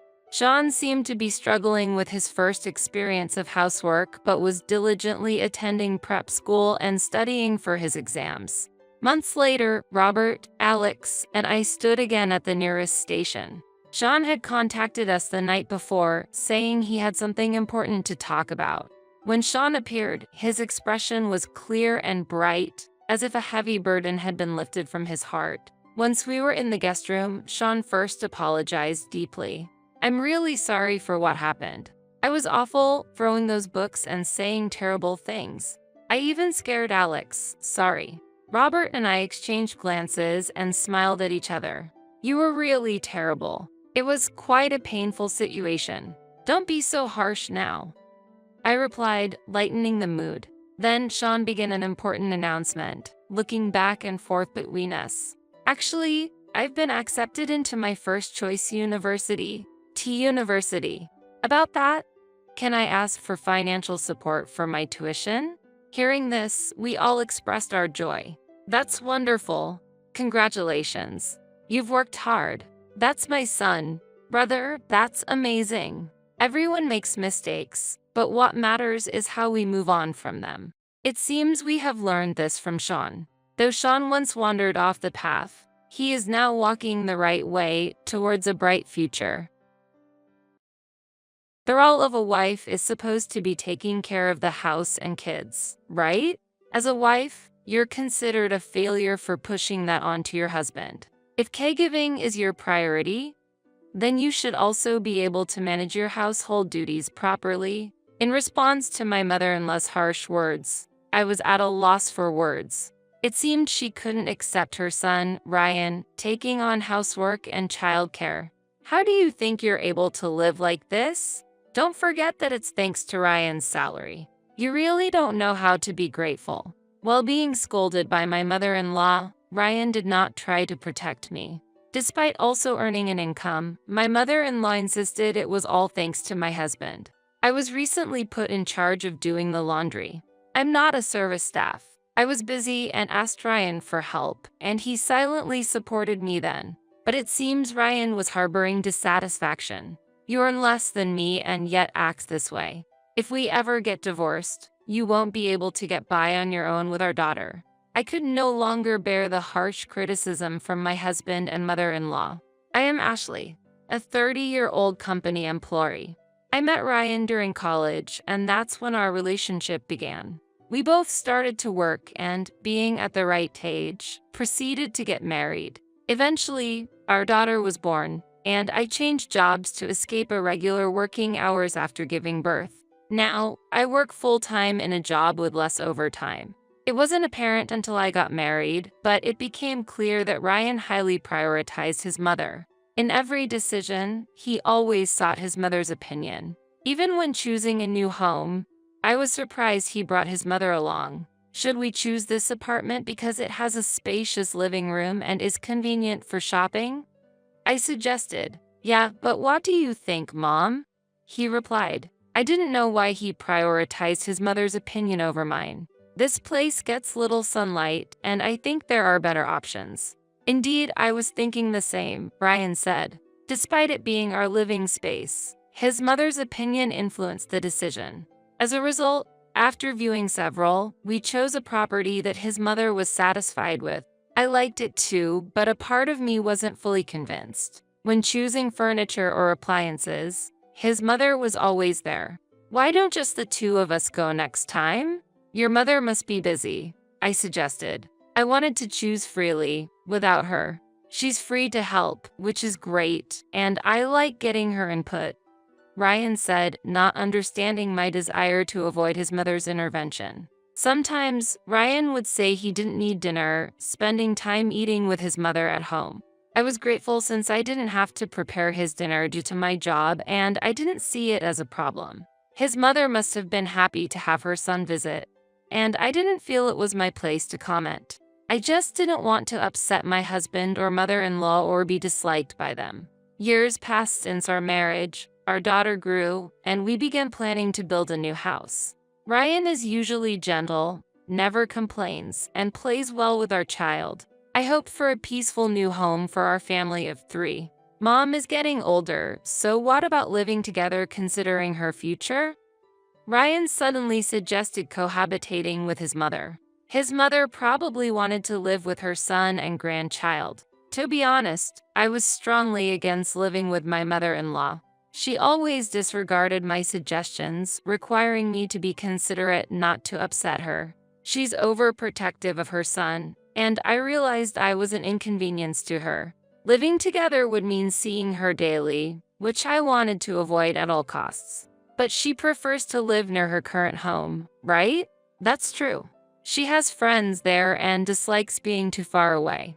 My mother-in-law doesn't want to move from the area she's familiar with.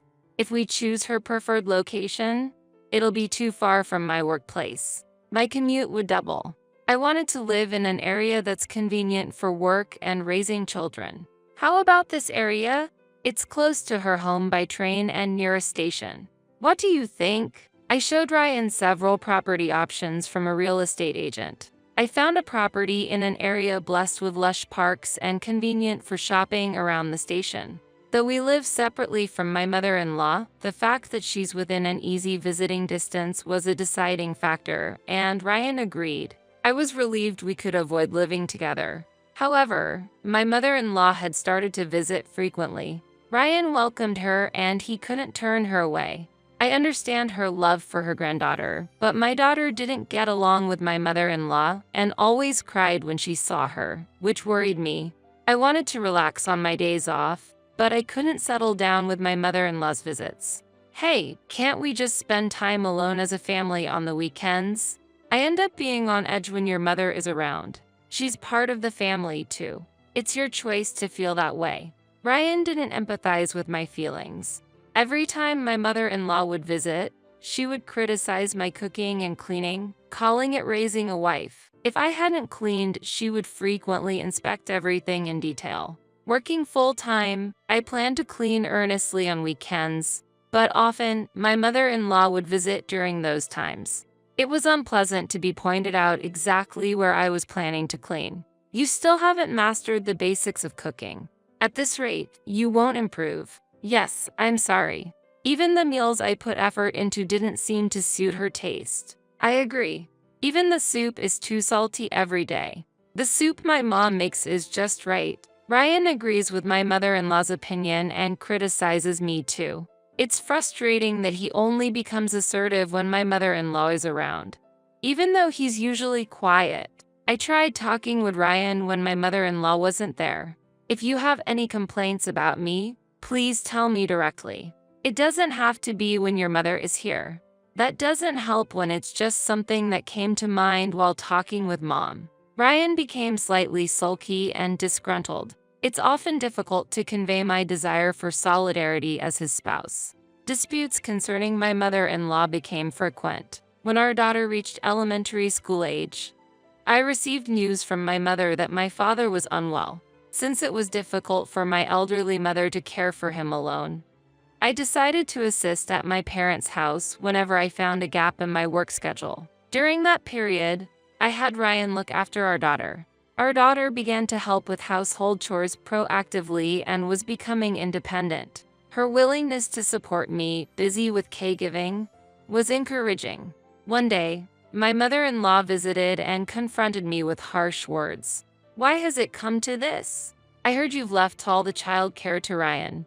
I'm sorry, mother. My father is unwell, and caregiving was urgent. I believe we should help each other when a family member needs support, but my mother-in-law seemed to have a different view. The role of a wife is supposed to be taking care of the house and kids, right?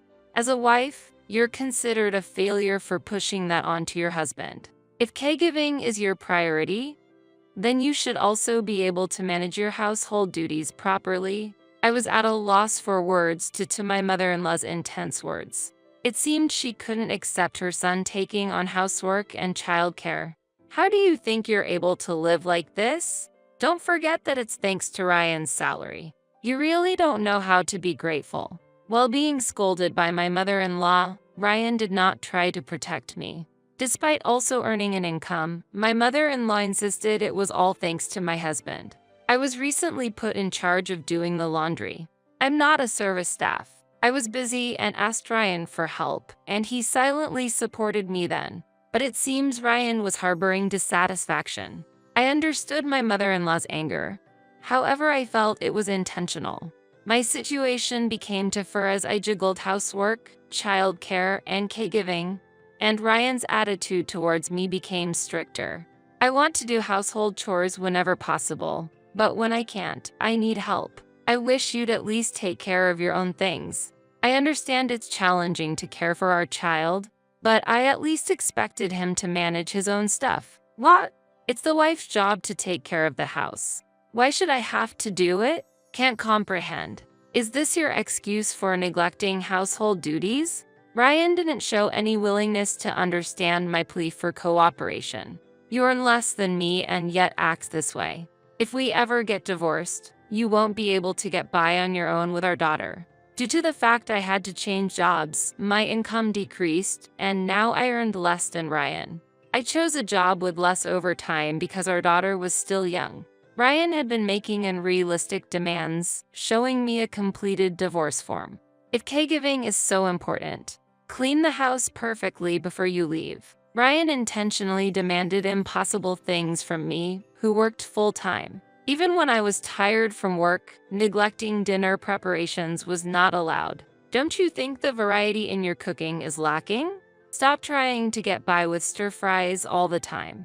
And I won't eat side dishes bought from the supermarket.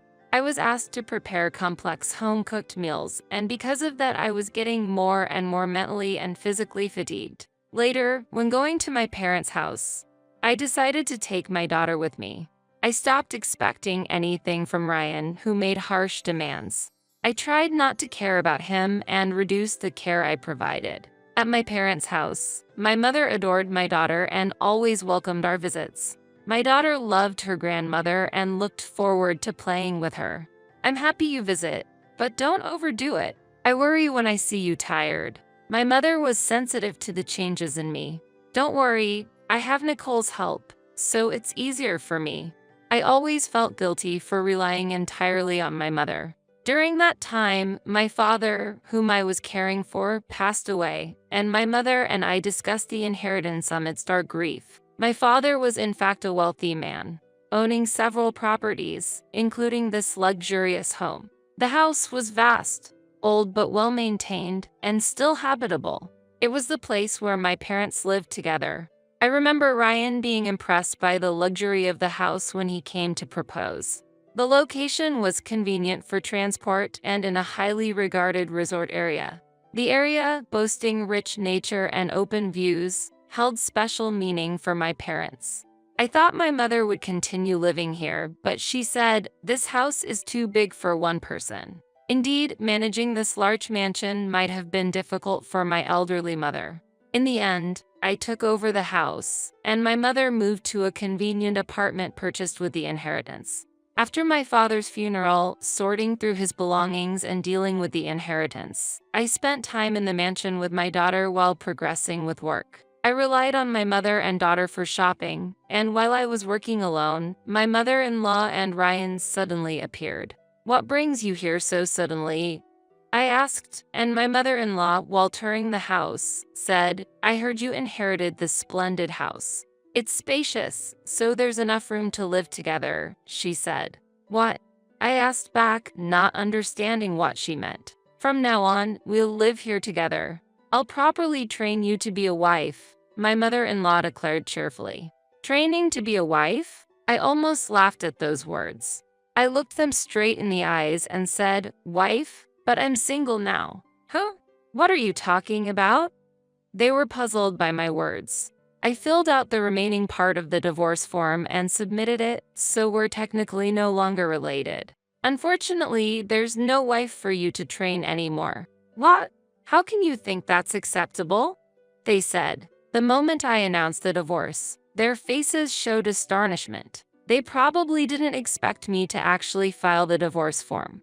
It's not about whether it's acceptable or not. Ryan signed the divorce form himself. It's unacceptable for a wife to defy her husband so brazenly. My mother-in-law exclaimed angrily. Shortly before my father passed away, I had actually filed for divorce with the form that Ryan had been using to threaten me. Even while caring for my father, Ryan didn't offer help and continued to trouble me. As a result, my love for Ryan disappeared. I tried to discuss the divorce, but neither Ryan nor my mother-in-law took me seriously. After my father passed away, I lost the chance to talk to them. My anger towards my mother-in-law's words exploded. Just because I'm your daughter-in-law doesn't mean I should obey everything. A daughter-in-law is not a slave. It doesn't matter what my mother-in-law thinks anymore. I am no longer her daughter-in-law. What are you saying? Don't think such an attitude is acceptable. My mother-in-law shouted. Enraged, she lunged at me, shouting. I tried to resist, but my mother-in-law's overwhelming strength subdued me. Stop it! Let me go! I screamed, but my mother-in-law, furious, yelled, How dare you get a divorce without consulting us? Disregarding my son, I pleaded for Ryan's help, but he didn't move, stunned by the fact of our divorce. Feeling the situation was out of my control, I contacted the police. Even as the police arrived and I was explaining the situation, my mother-in-law's anger did not subside. When an officer grabbed her arm to calm her down, she reflexively swung her hand, hitting the officer's face. My mother-in-law was restrained and taken to the police station to settle the matter. Ryan just watched in a daze as his mother was put into the patrol car. I will demand compensation for the mental damage I've endured. All the evidence is recorded. How what? Ryan was confused, unable to utter a word. Without his mother, Ryan was helpless.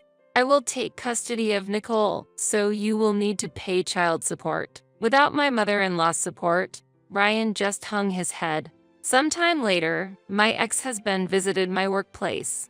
Apparently, an unfavorable rumor had spread through an old friend from college. So, your wife left you? It sounds like a mother-in-law problem. I feel sorry for your wife. Feeling the piercing stares at work, he said he quit because it became unbearable. His hair was disheveled and his beard was unkempt. I was shocked by his unsightly appearance. I heard that he turned to gambling due to stress and was financially struggling. Additionally, my mother-in-law also habitually played slots, and his new job's income was insufficient to support them. You're being a nuisance for coming to my workplace. You don't reply to my messages, that's why. I wanted no more involvement with my ex-husband or mother-in-law. Could you please reduce the child support? I'm having financial difficulties lately. The amount of child support was agreed upon by both of us. You said you wanted to do what you could as a father for our child. My ex-husband clicked his tongue irritably and glared at me.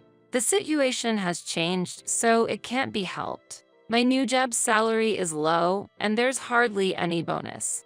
My ex-husband could live adequately if he refrained from gambling, but he was trying to reduce the child support. I felt no sense of responsibility as a father from him. I know it must be hard to make a living for the both of you with your income alone, right? Hey, why don't we give it another try? I was appalled that he was proposing remarriage over financial issues. His pretense of kindness only infuriated me more. What, you want me to marry you again? I'd rather not with someone who's a mama's boy. How dare you? My ex-husband, who was not aware of his dependency on his mother, reacted strongly to my words. Without your mother, you can't decide anything, can you? From choosing a house to furniture and appliances, you always consulted with her. That's not true. Despite my ex-husband's objections, there was still so much more I wanted to convey. And your clothes, too. You chose them with your mother. That's what people generally call a mama's boy. My sharp words left my ex-husband unable to hide his agitation. He may pride himself on being a good son, but from my perspective, he's a typical mama's boy who can't make his own decisions. You always laughed at my lower income, but I won't allow such comments anymore. What does that mean? My efforts at my new job have been recognized, and I've received a promotion. I've been promoted, and now my income surpasses yours. It's impossible. There's no way you earn more than me.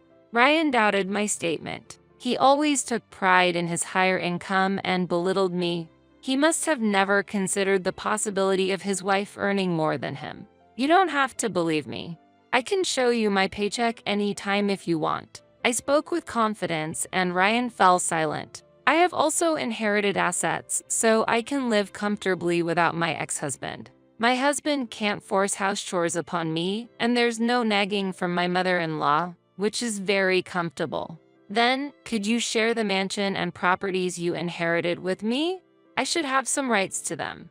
I explained Ryan's unreasonable demand. Inheritance is not considered joint marital property. I'm sorry, but you have no rights to it. Damn it. It's all because you filed for divorce. I did nothing wrong. It seemed Ryan couldn't accept the reality of our divorce. If you did nothing wrong, why did you agree to the divorce then? Did you help me when I was overwhelmed with caregiving? You didn't help at all. That's because you didn't do the house chores properly. I was too busy to even have time for that. Shouldn't spouses support each other? Ryan, who lacked to support me as a spouse, caused my love for him to fade. He likely doesn't understand that he wasn't there for me when I needed support the most. It's unfair for me to bear all the household and child care responsibilities alone, even though I'm working too. What are you talking about? House chores and child care are a woman's duty. You're wrong to burden your husband with them. Without reflecting on his actions, Ryan raised his voice. His views probably won't change no matter how much we discuss it. These are probably deep-seated teachings from his mother. Ryan, causing a disturbance in front of my workplace, was eventually escorted away by security. Ryan and his mother's financial situation eventually worsened, and they had to let go of their home. Moving to a modest apartment, they somehow managed to continue paying living expenses and childcare. Yet, they still couldn't refrain from gambling and lived a difficult life. Despite being busy with work, I'm happily living with my daughter, supported by my mother. My daughter is also delighted to see me smile more often these days. Once living cautiously around my ex-husband and mother-in-law, I now want to live true to myself and set a good example for my daughter. I have the responsibility to raise her alone moving forward. My experience with my ex-husband has deepened my understanding of the importance of a parent's role. I'm committed to teaching my daughter the values of compassion and mutual support, aiming to overcome any challenge with a smile.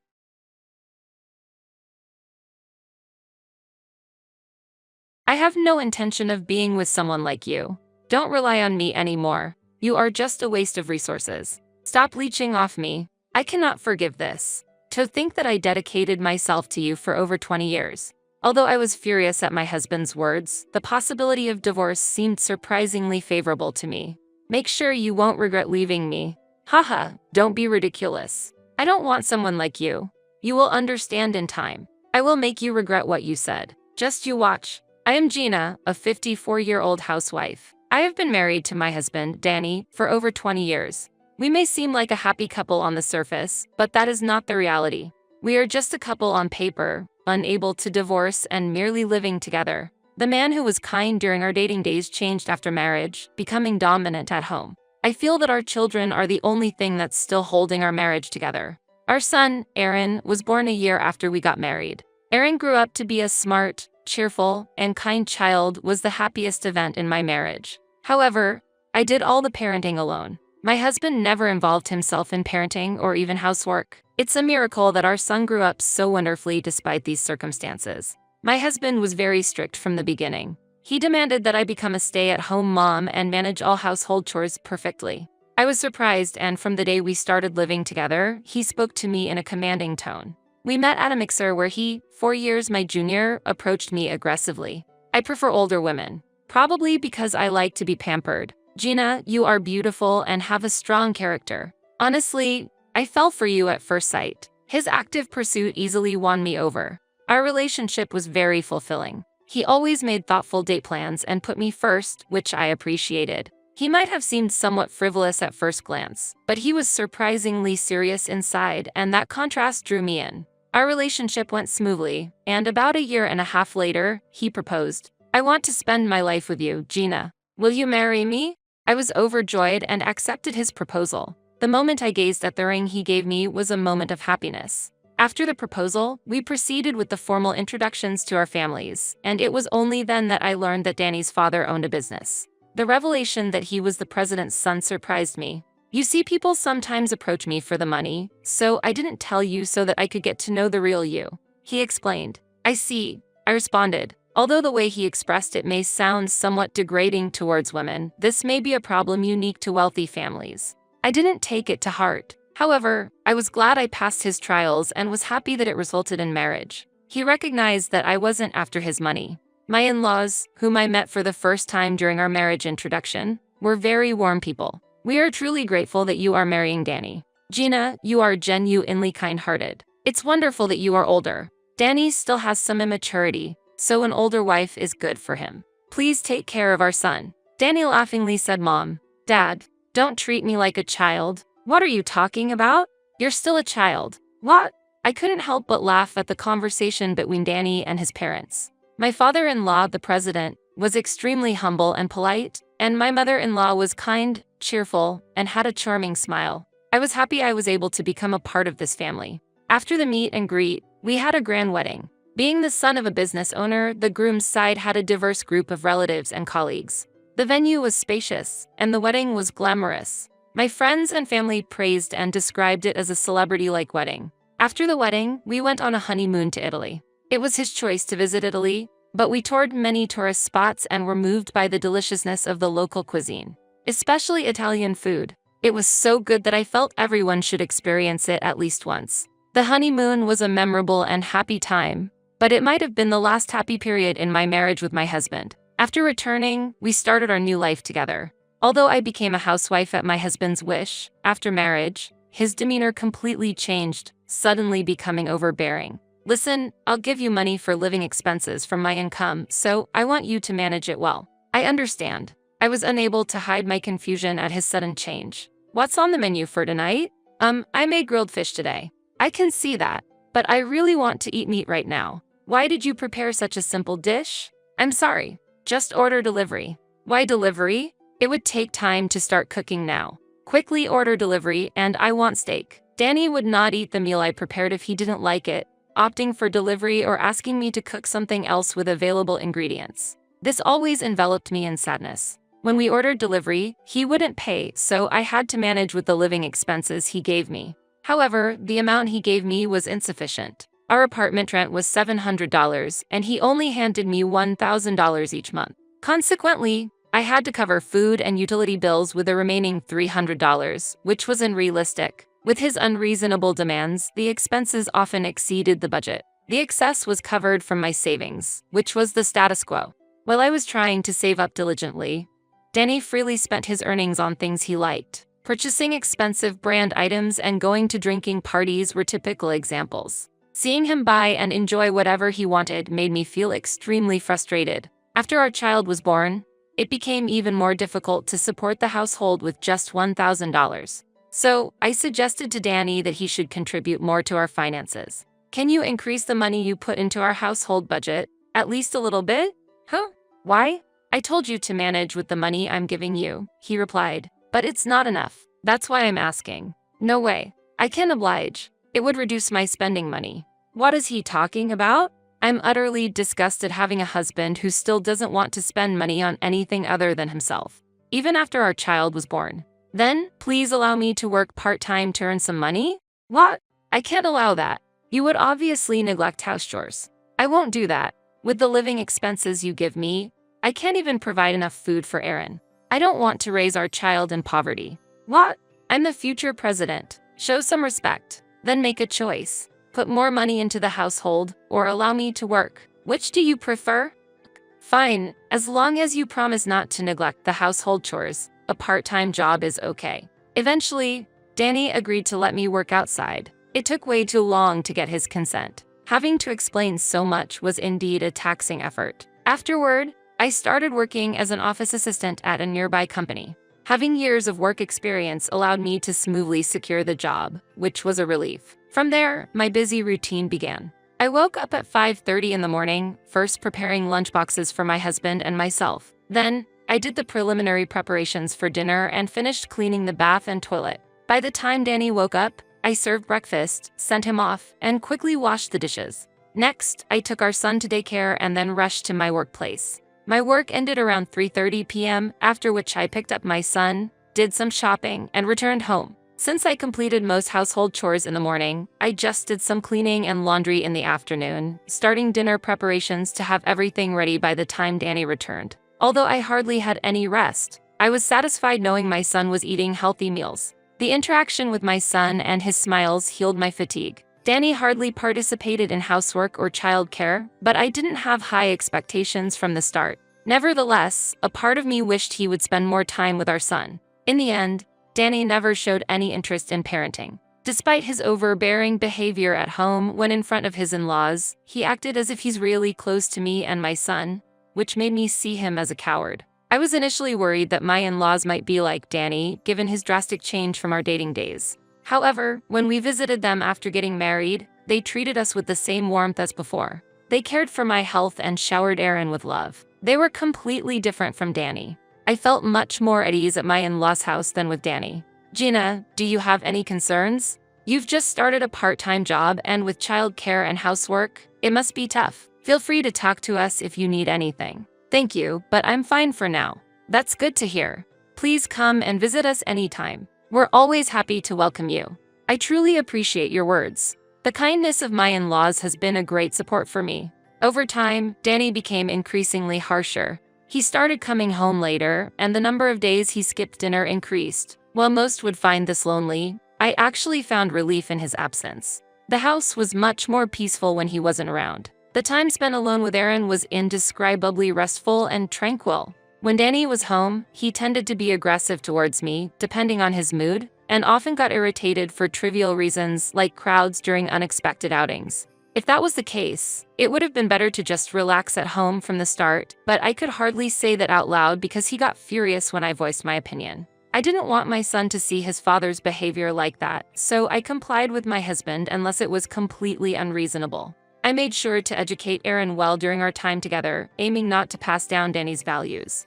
As a result, Aaron has grown into a wonderful person. Visiting my in-laws with Aaron while Danny was out seemed to have positively impacted Aaron's growth.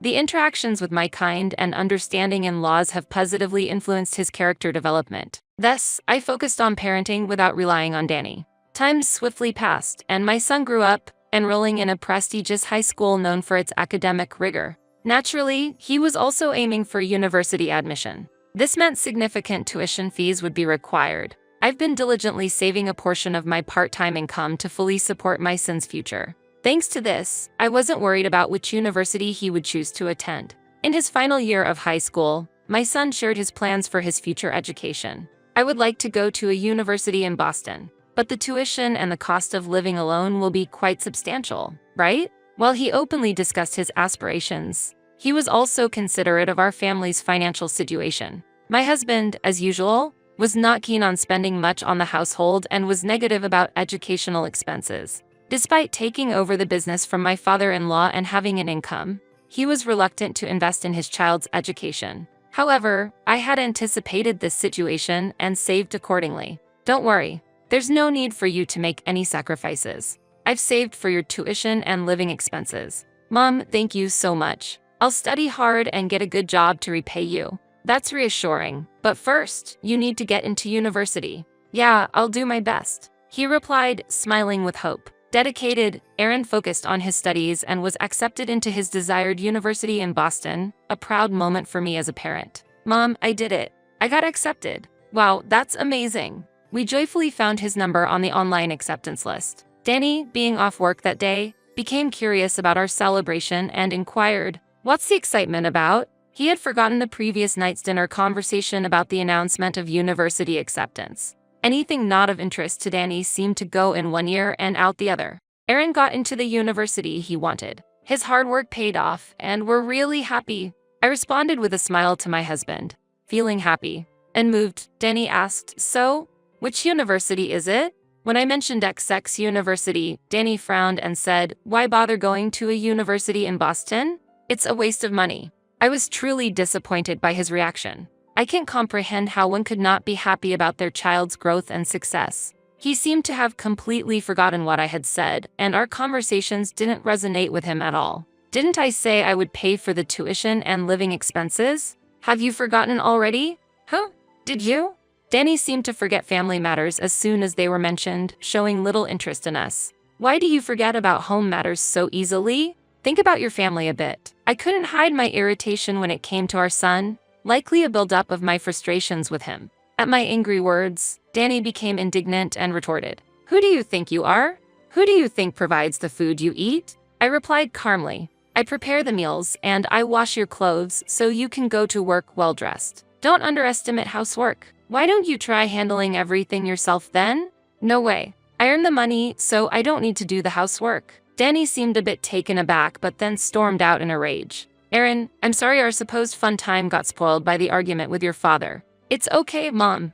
Thanks for standing up to Dad." Wanting to change our mood, we decided to visit my in-laws to share the good news about the university acceptance. They were thrilled and took us out for Italian to celebrate. Aaron enjoyed the Italian meal immensely, and I was glad we visited my in-laws. Their happiness filled me with joy too. However, Danny didn't return home for several days afterward. It's not hard to guess what he was doing or who he was with. I suspected he was with another woman, but at this point, it didn't bother me at all. I'd rather he do as he pleases. His infidelity was evident, and his facial expressions and reactions made his feelings transparent. He lacked the talent to hide it, and his suspicious behavior was conspicuous. I had hired a detective before and gathered evidence, planning to divorce him when Saren graduated and started working. I was quietly waiting for that moment, but an unexpected event occurred. My father-in-law suddenly passed away. Having suffered from high blood pressure for years, he died of a stroke. I rushed to the hospital upon receiving the call from my mother-in-law, comforting her while waiting for the treatment to end. But unfortunately, my father-in-law didn't make it. I tried contacting Danny multiple times during this period, but he didn't respond. Finally, through his company, I managed to reach him, and he came to the hospital. "Is it true that Dad has died? Why didn't you inform me immediately?" Danny demanded. "I tried contacting you many times, but you didn't notice," I replied. "Then you should have contacted the company sooner," he said. I felt angry at his response, but arguing wasn't helpful in this situation. We needed to focus on preparing for the funeral. However, Danny suddenly received a call saying, "I'll leave everything to you," and left the hospital. I was left there, astonished. How could he be so indifferent even though his father had just passed away? I couldn't understand it. There were so many things to do, like supporting my mother-in-law and discussing funeral details. Danny might have been busy, but he seemed to lack compassion for his parents. I gave up relying on him and started preparing for the funeral myself. When I contacted Aaron, he immediately came by train to help. My father-in-law had been a company leader. Therefore, we had to notify his colleagues and secure a funeral home of appropriate size. Despite the overwhelming tasks, with the help of Aaron and the company's people, we managed to hold the funeral. What upset me was that Danny, despite leaving everything to me, declared himself the chief mourner. Typically, my mother-in-law would have taken on that role, but she was too submerged in grief to fulfill it. "It might be tough for Mom to be the chief mourner right now. I'm the president, so I'll take charge of the funeral," he said and began acting as if he had orchestrated everything. But what mattered most was giving my father-in-law a proper farewell. My concerns were about my mother-in-law. My in-laws were a wonderful couple, deeply in love with each other. It was evident that my mother-in-law deeply loved my father-in-law. Thus, the sorrow of losing a lifelong partner was indescribable. After the funeral, my mother-in-law's health rapidly deteriorated, and she began visiting the hospital frequently. Half a year after my father-in-law's passing, her health worsened significantly, necessitating hospitalization. I immediately went to the hospital and took care of her admission procedures. I visited her daily, asking, "How are you feeling, Mom?"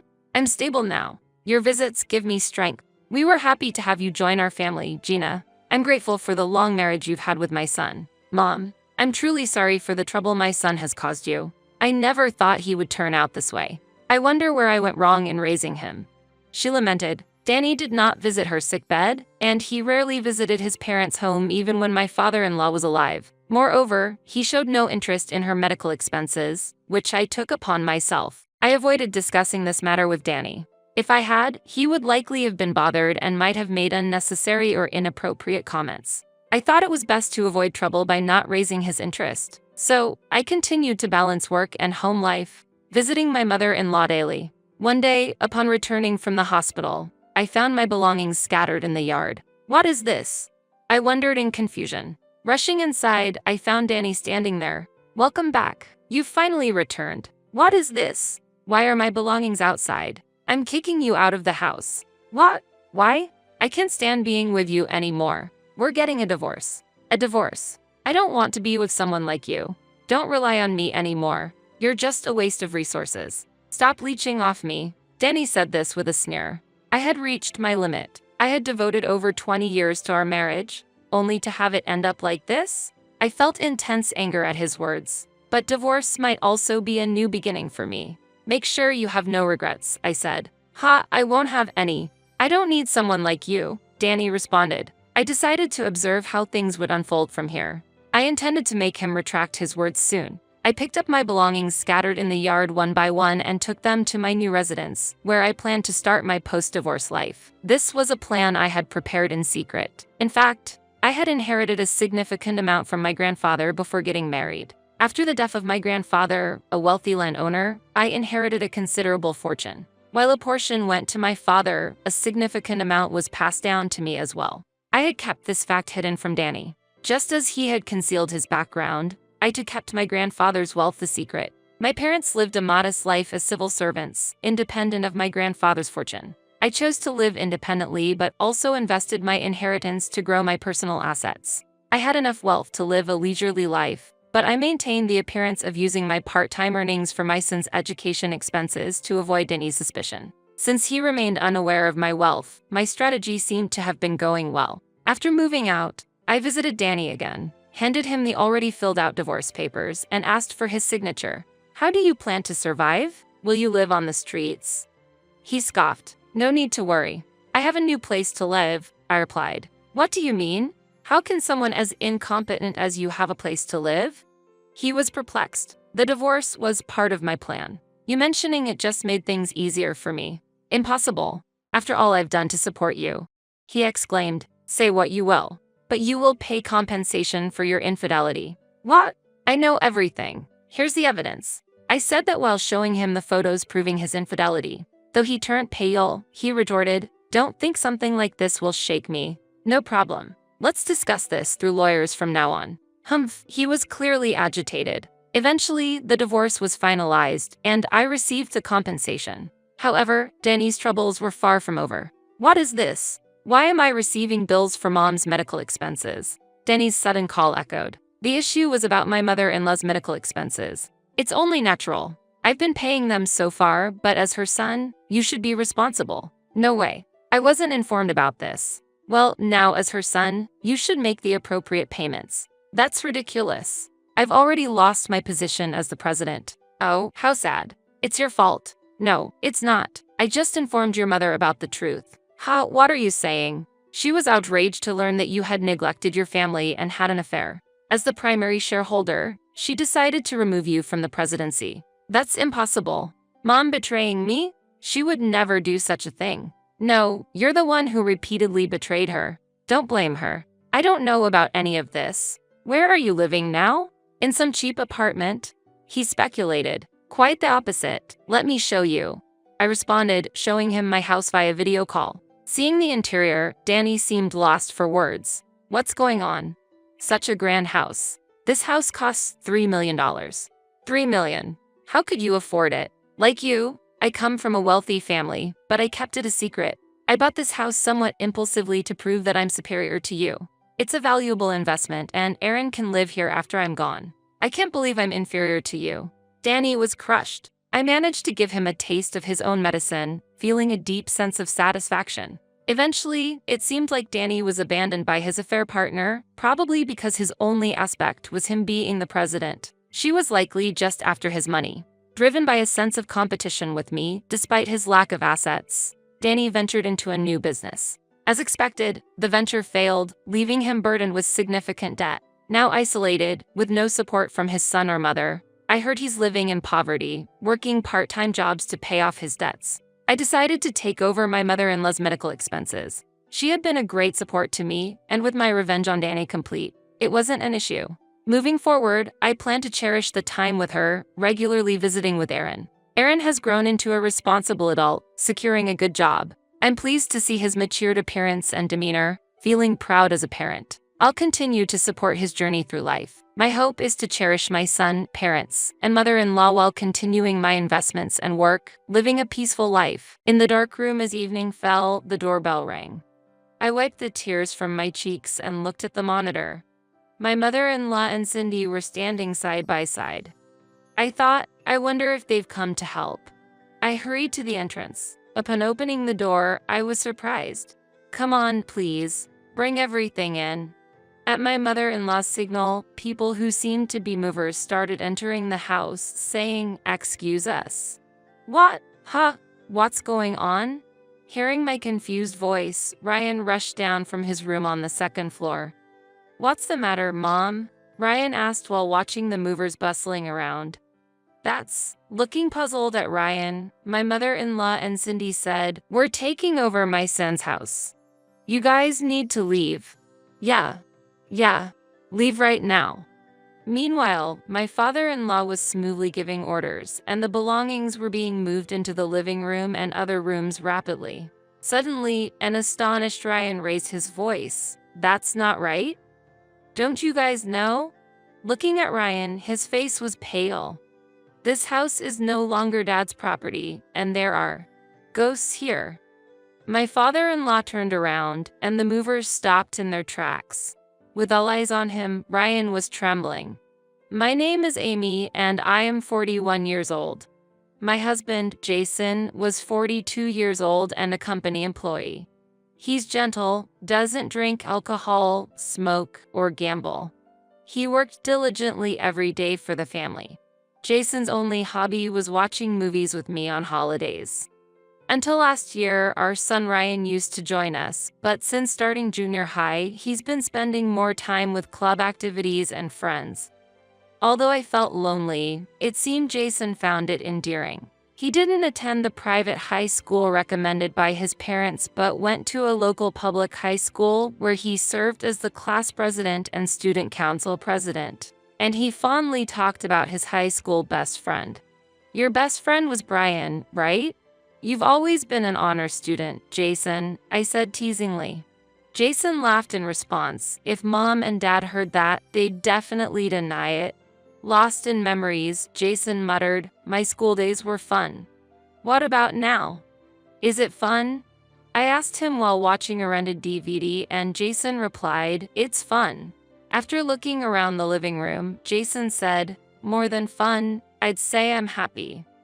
I have a house I chose for myself, a kind wife, and a healthy son."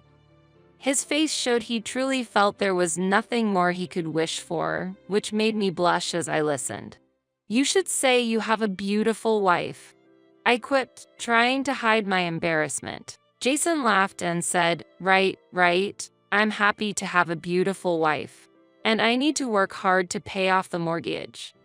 Our home had a mortgage.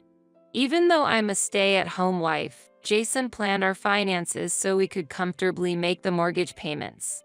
I have a kind husband, and I feel I'm the luckier one. While watching a DVD with Jason, that's what I was thinking in my heart.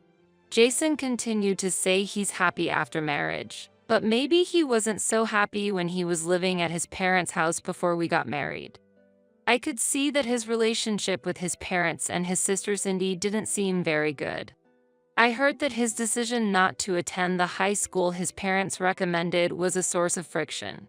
Cindy, who is 2 years older than Jason, followed her parents' wishes and went to the high school they chose.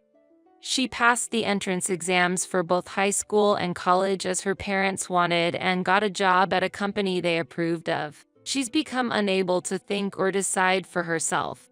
According to Jason, that seemed to be the case. It's easier to just follow what her parents say, but doing so can lead to losing the ability to think independently. She became unable to adapt to situations on the spot or make her own decisions and act on them. As a result, she was seen as someone who couldn't take initiative at her job. Her relationships with her colleagues deteriorated, and she eventually left the company. Then her parents quickly introduced her to a couple they knew and got her married to their son. Despite having Jason, they brought in a son-in-law to live with them. I don't understand the need to adopt a son-in-law when they have Jason. Moreover, they aren't particularly wealthy, and Jason's father is just an ordinary office worker. I didn't see the necessity of straining financially to send their children to private schools. Oh, that's just foolish pride, according to Dad and Mom. There's a wealthy family living near his parents' house. Their daughter was in the same grade as Cindy.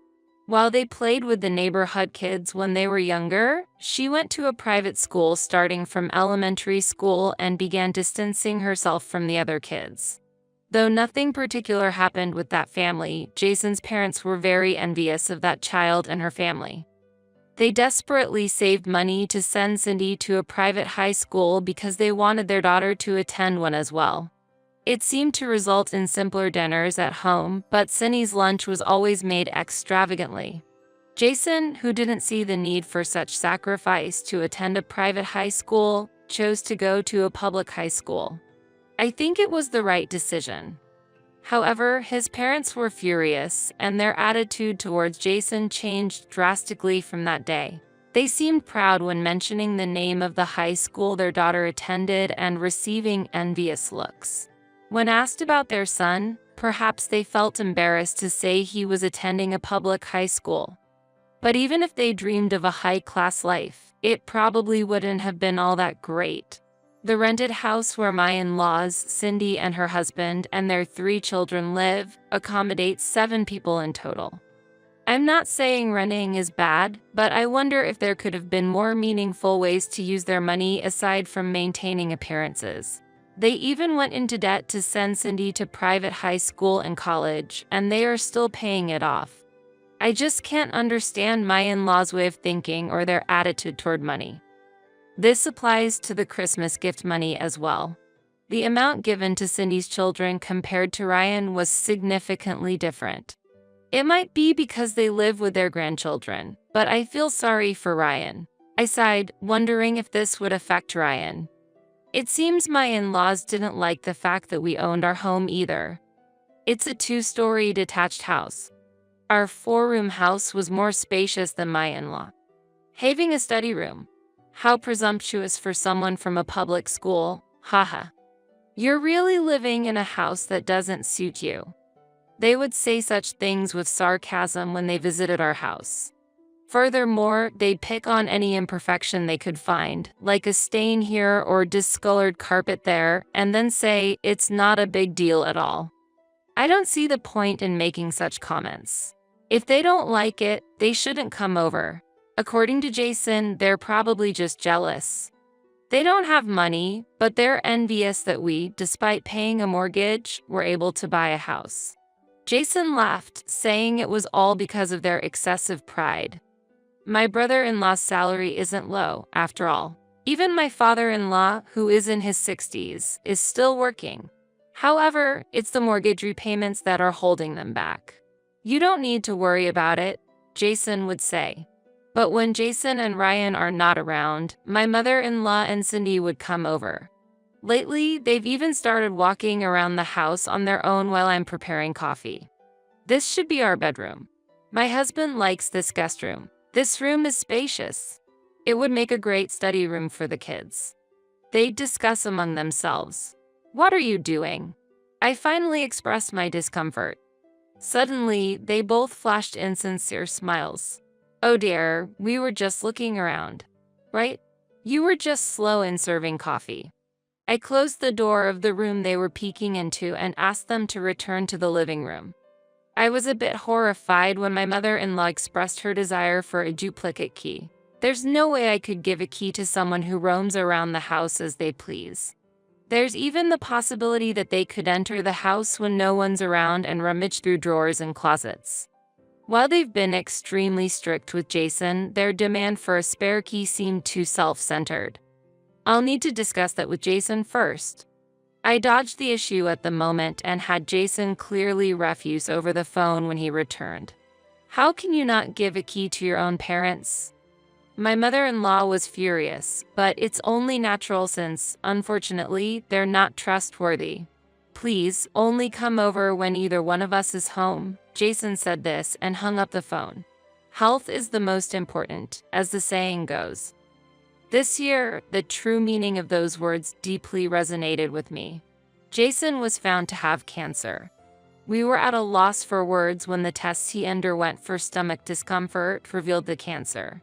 With each test, they discovered more and more cancer spreading throughout his body. Without surgery, he was given only a few months to live. Though we had insurance, it wasn't enough. Not just the hospital bills, but also the living expenses and the mortgage remained. The happiness we had built seemed to crumble in an instant. I was paralyzed by the fear of losing Jason and the uncertainty about our future.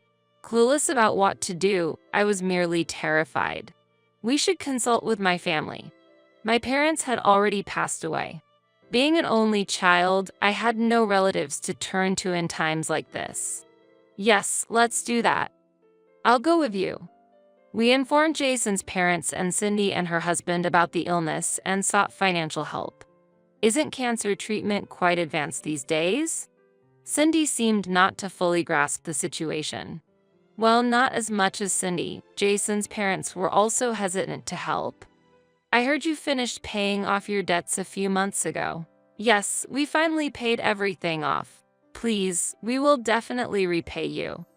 Lend us the money we need for the surgery and hospitalization. Please lend us the money you had planned to use for my private school tuition. Please, I will work as well, so please, help us. We requested for financial help in the sincerest way possible. That's impossible. We've just started to afford some luxuries recently. I have insurance that will waive the mortgage if I die. When that happens, we will sell the house and definitely repay the debt. I'll even write a promissory note. We pleaded repeatedly. However, as we somewhat expected, Jason's parents did not agree, and we were left in despair. Well, why don't you just sell the house now? Of course, we also considered that as the last resort. But if we sell it now, after paying off the mortgage balance from the sale proceeds, we would still need to cover hospital and treatment costs, as well as rent for a new home. I heard that Jason used to send money home when he was single. It seemed only fair that they could use some money for Jason's sake without any backlash. No matter how many times we pleaded, however, the answer from my in-laws and Cindy remained unchanged. Jason straightened his back and said in a calm voice, I understand, that's enough.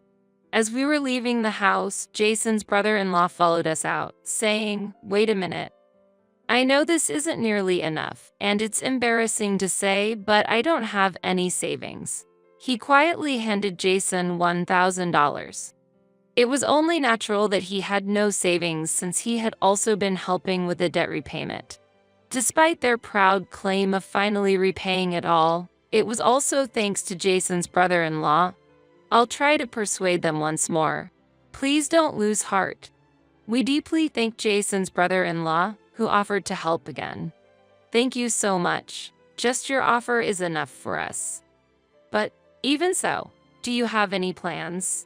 Yes, as Cindy suggested, we're thinking of selling the house. What? I couldn't help but exclaim. Selling the house is easier said than done, considering the procedures and time it would take. It wouldn't be in time for Jason, who was going into the hospital in a few days. Even if it's sold, we'd need to find a new place to live. It's not as simple as it sounds. It's okay, I've just remembered someone who might be able to help, Jason said, smiling at me.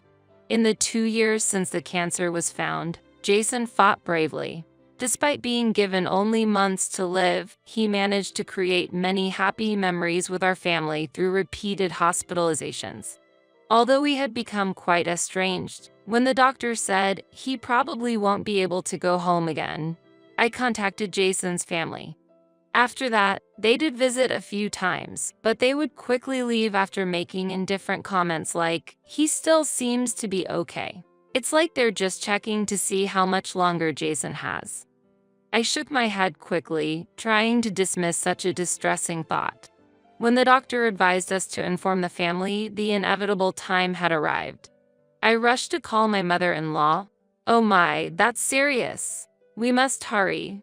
"Yes, please come to the hospital room right away." "Huh? Oh, yes, I'll come if I can." After the call abruptly ended, despite feeling uneasy, I returned to the hospital room where Jason and Ryan were waiting.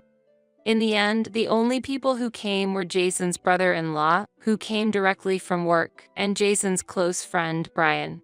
Jason, who had just opened his eyes faintly and happily, looked at all of our faces before peacefully closing his eyelids. Jason's brother-in-law and Brian helped with the funeral arrangements. While we went back home to prepare, Jason's brother-in-law stayed with Jason and Brian drove us. It was morning when we left the house after receiving the call from the hospital, but the sun was already setting in the west. Both Ryan and I had rushed out so quickly that morning that we hadn't even cleaned up after breakfast. In the dimly lit house at dusk, I turned on the lights. Sitting in the brightened living room, I flipped through an album. As I turned the pages, tears fell involuntarily. Wiping the tears that had fallen onto the table with my hand, I chose a photo from the memories to use for the funeral. Then the doorbell rang. I wiped the tears from my cheeks and looked at the monitor. There stood my mother-in-law and Cindy. I thought, oh, maybe they've come to help. Although they hadn't made it in time for the end, I hurried to the entrance, thinking they had come. Opening the door, I was shocked. "Come on, please. Bring everything in." At my mother-in-law's signal, people who looked like movers began entering the house, saying, "Excuse us." "What? Huh? What's going on?" At my bewildered voice, Ryan hurried down from his room on the second floor. "What's wrong, Mom?" Ryan asked while watching the movers bustle about. Looking back at the confused Ryan, my mother-in-law and Cindy said, "We're taking over this house. You guys need to leave." "Haha, exactly. Leave right now." Meanwhile, my father-in-law was smoothly giving orders, and belongings were being moved into the living room and other rooms. Suddenly, a surprised Ryan exclaimed, "That's not right. Do you guys not know?" Looking at Ryan, his face was pale. "This house is no longer Dad's property, and there are ghosts here." My father-in-law turned around, and the movers also stopped. While everyone was watching, Ryan was trembling. Then a person entered the house from the entrance. "What are you doing, moving things into someone else's house? Get everything out now." Everyone jumped at Brian's angry shout, which echoed throughout the house, perhaps even the neighborhood. Without checking with the clients, the movers started to take out the belongings. And so, the belongings that were unclear what to do with were left on the street in front of the house. "Whoa, my desk." I heard my nephew's voice and turned to see Jason's brother-in-law standing there with his 3 children. While the children were voicing their dissatisfaction about their belongings being thrown onto the street, Jason's brother-in-law asked Cindy, "I came here because I heard about a sudden move. But what's all this?" My usually calm brother-in-law was angry. "Huh? But Mom and Dad said they were moving. What are you talking about? You agreed to this." While my mother-in-law and Cindy argued, my brother-in-law coldly said, "I can no longer associate with you all. We're getting a divorce." "What? Wait, what are you?" My brother-in-law spoke directly to the movers and asked them to take only his and his children's belongings to his parents' house. "I'm sorry for the inconvenience at such a difficult time. For now, please take the children and the belongings to my parents' house." Ignoring Cindy, my brother-in-law and his children left with the movers. Cindy collapsed in tears on the street, while my in-laws stood dumbfounded among the scattered belongings. The neighbors also rushed over after hearing the commotion, turning the scene into something like a nightmare. At least, can we move the belongings back inside the house for now since they're blocking the way? Brian suggested, and I nodded. Yes, that's fine. This is your house, after all. What do you mean? My in-laws stared at us, unable to comprehend. Here's the truth. 2 years ago, the day after we were turned down when we asked my in-laws for money, Jason brought home a person with a very intimidating appearance.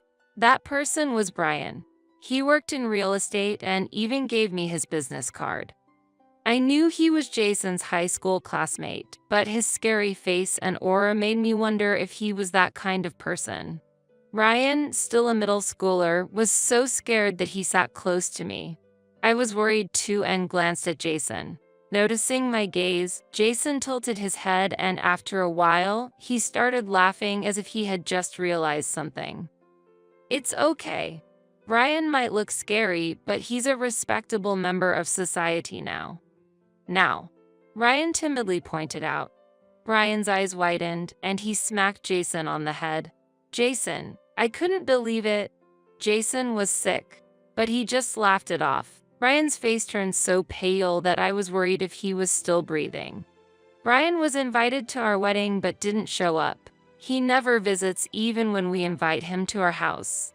Oh, that's right, I remembered. In the stories of Jason's school days and drinking outings, the name Brian often came up. He seemed like a reliable good friend, so I never thought they were the same person. See? With my scary looks, it would cause trouble if I went to the wedding or visited the house. So that's why you're still single? I'll hit you again. From their light teasing, I realized he was the Brian I'd heard about. I couldn't help but laugh while listening to their conversation. They both stopped and looked at me. Sorry, it's just nice to see Jason so happy. Huh? This guy is always like this. Brian is here, remember? Maintaining a father's dignity is important. Dignity. I don't have that anyway. Ryan. Even Ryan chimed in, lightening the mood. I told Brian how disappointed Jason was that he couldn't come to our wedding and encouraged him to visit anytime. Thank you.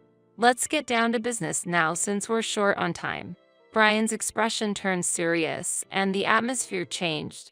First, please show me around the house. He inspected each room, checking their conditions. After examining everything from the exterior walls to the utility boxes, he pulled out his laptop and began typing something. After a while, he showed us the screen. How about this price? I was surprised by the amount he proposed. It was higher than what we paid when we bought the house. Oh, that's a very generous appraisal, but can it really sell for that price? It's been over 10 years since we moved in, and if it doesn't sell, that would be problematic. We hadn't done any major renovations in years. Just as my mother-in-law and Cindy mentioned, there are some stains, and the carpet is old. Yes, I heard about that from Jason, but they were planning to continue using the rooms as they are, weren't they? Yes. So, they believe the current condition is still perfectly livable. Don't worry, we can sell it at this price. Brian assured us, and Jason said, you can trust him. Understood. Please proceed at this price, I agreed, nodding. As I did, Brian laid out several documents on the table. Right? We also need to find a new place to live, I mentioned. Yes, of course, Brian responded with a smile, placing a rental agreement form on the table. First, I will buy this house directly, resolving your first concern. Then, I will lease this house back to you. Addressing the second concern, he explained. What? As I expressed my surprise, Brian continued. The purchase amount for the house will be transferred to your account within a few days. You can use it to pay off the remaining mortgage. With this, everything is resolved, Brian said with a bright smile. That smile, so pure and boyish, completely dispelled the intimidating impression he had given off earlier. While signing the documents, I noticed the rental fee. $100. Jason and Ryan, equally surprised, leaned in to look at the document. Isn't it supposed to be $1,000? Jason asked. It's not a mistake, Ryan replied. Ha, I owe Jason about that much. After a moment, Jason responded, no, you don't. However, Brian shared a story from their school days with me. He used to be a real troublemaker, frequently involved with the police and getting into fights that left his mother in tears. One day, his mother, who was a single parent, was hospitalized due to exhaustion and stress. Seeing his mother so frail and thin shocked him, and he cried like a child, blaming himself. Afterward, he changed his ways, avoiding fights and staying out of trouble with the police. However, one day, a cigarette butt caused a minor fire at school, and Brian, with his bad reputation, was the prime suspect. Despite his denials, no one believed him due to his past. When it seemed like he would be expelled and possibly upset his mother again, being labeled as the culprit, Jason believed in Brian's words. Jason was the only one who believed in my innocence. He was the student council president at the time, even though we'd never really spoken before. Jason protested to the principal's office, gathered evidence, and found the real culprit. I mean, he was adamant he didn't do it. You'd believe him, right? Normally, no one would believe it. But thanks to you, I graduated high school, made my mother proud, and even became a company president. Acknowledging the deep gratitude he felt, we, as a family, decided to gratefully accept his rental offer. That was the event from 2 years ago. As Ryan said, I now own this house and am just leasing it to Jason's family. If you don't believe me, I can show you the documents later. Brian glanced at Ryan before turning back to my in-laws with a smile. If you want to rent the house, you can do so. Shall I rent it to you at a bargain price? He smiled at my surprise. Would you like me to introduce you to a new property as well? After the funeral, we moved out of the house and relocated to a 2-room apartment that Brian had recommended. Just take the bare minimum of the belongings. We'll be able to move back into that house soon, Brian said with a sly smile, prompting me to ask why he thought so. Ryan, also intrigued, came closer to listen. Actually, I was thinking of kicking them out right away, but then I changed my mind. Listen, here's the plan. Brian leaned in to tell us a secret. 3 days later, we returned to the house, claiming we had forgotten some belongings. Brian came with us, and my mother-in-law reluctantly served us coffee. How's the living condition? Well, it's not bad, my father-in-law said contentedly, to which Ryan inquired, really? Yes, really.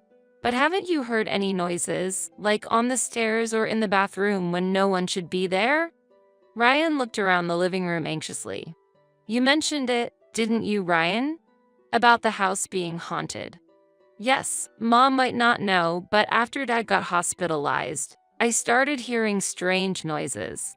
Once, I saw the hem of a skirt at the top of the stairs, thinking Mom was home, but when I checked, no one was there. Surely, that can't be. My mother-in-law interjected, but Ryan and Brian looked up at the second floor in surprise. Is someone upstairs? There shouldn't be anyone. Cindy, now downhearted from the divorce, was silently sitting in the living room. Hey, don't talk nonsense. I didn't hear anything. Ryan and Brian exchanged glances and quickly started packing up. That's good then. We'll take our leave. They rushed out of the house and quickly got into the car, leaving my in-laws with worried expressions at the doorstep. We burst into laughter inside the car. Brian's plan was to use the haunted lie Ryan came up with on the spur of the moment. It's their punishment for being cold to their own son, Jason. What kind of parents and sister prepare to move into a house while their critically ill son lies unvisited? The words Brian spat out while driving felt genuinely accurate. It turns out that Brian and Ryan kept up the act, and eventually, unmentioned paranormal activities began occurring in the house. My in-laws and Cindy became frightened of everything, mistaking house noises for poltergeists. They complained to Brian and Ryan, but we never experienced such things. Beliefs can be scary. Ryan said that, laughing. Eventually, unable to bear it, my in-laws and Cindy moved out of the house. They rented a place within their budget, introduced by Brian. Well, that was business. I made sure to find them an affordable, run-down apartment. Brian said that with a grin, and Ryan and I applauded. After the divorce, Cindy had to start working again to pay child support, experiencing the harshness of society. I sincerely hope she manages well, as she now has to take care of her parents. In the end, we moved back into the house Jason and I bought together. While we couldn't buy it back, we're still living there, paying only $100 in rent. My brother-in-law and his 3 children occasionally visit us. Cindy seems to want to reconcile, but he's not considering it at the moment. Once a month, on the anniversary of Jason's passing, Brian visits under the guise of collecting rent. We dine together, and he even gives advice on Ryan's high school troubles. Ryan and I have a secret joy. During dinner, we occasionally hear stories about Jason's school days, learning new facets of him. I imagine Jason, too, is with us at the dining table, laughing along, perhaps making excuses like a child. I saw the floor plan of that new house, and it's a very luxurious home. I could live there myself. I guess I'll just move in with you. This is your punishment for planning the move without me knowing, and I intend to give you a hard time from now on, said my mother-in-law. She decided on her own that she would live with us and told me so. I, however, had no intention to live with her. Why should I be punished? My husband and our daughter Kristen were listening, but they could not hide their discomfort hearing her words. My mother-in-law said what she wanted to say and hung up the phone immediately. Since then, I have avoided any discussion of the move with her. Whenever Kristen was asked something from her grandmother, she skillfully avoided her prying by saying, that's a tough one. I don't really know. My name is Tracy. I am 35 years old. My husband Eric is 3 years younger than me, and we live with our 5-year-old daughter Kristen. We both work and therefore share household and parenting responsibilities. I work in a sales department with mostly men and often have to work overtime. Eric, who rarely has to work late, takes good care of Kristen and prepares dinner. At first, I felt guilty for this. I'm sorry for making you take on the household chores, Eric. When I apologized, Eric replied, Tracy, you are working hard, so it's natural that I take care of the house. Aren't you about to get a promotion? I'll help with whatever I can. Just focus on your work. And so, he supported me. Kristen, like her father, encourages me by saying, Mom, your work is really amazing. I'm rooting for you too. With both of their support, I have committed myself to work even harder for my family. Our family bond is strong, but there is one problematic person, my mother-in-law. She tends to visit our home suddenly and without warning. There are generally 3 reasons why she comes over. The first reason is that she wants to see her granddaughter, Kristen. This might seem normal. However, Kristen doesn't necessarily like these visits. This is related to the other 2 reasons. The next reason is that she asks Eric for money. After wasting the inheritance and insurance money from my deceased father-in-law, who was quite wealthy, she is now financially struggling. I leave the financial matters to Eric, who is troubled by her wasteful spending. I need to do something about Mom's spending habits. This is not something that happened just once or twice.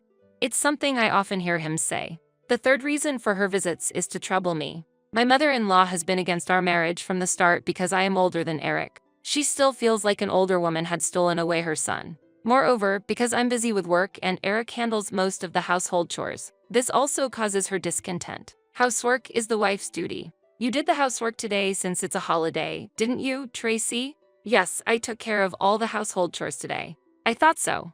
This sloppy work couldn't have been Eric's. The cleaning and laundry are too careless. Redo them. Meanwhile, we'll go out for a bit. It was supposed to be a holiday where we quickly finished the chores and went out as a family of 3, but her appearance disrupted our plans. I believe my household work is not sloppy. Though I'm not great at housework, I've always done my best. Neither Eric nor Kristen has ever criticized it as being sloppy. Nevertheless, my mother-in-law seemed to enjoy making me suffer. Although she dotes on Kristen, Kristen does not try to get close to her. Because of this, we have a special plan that only our family knows about.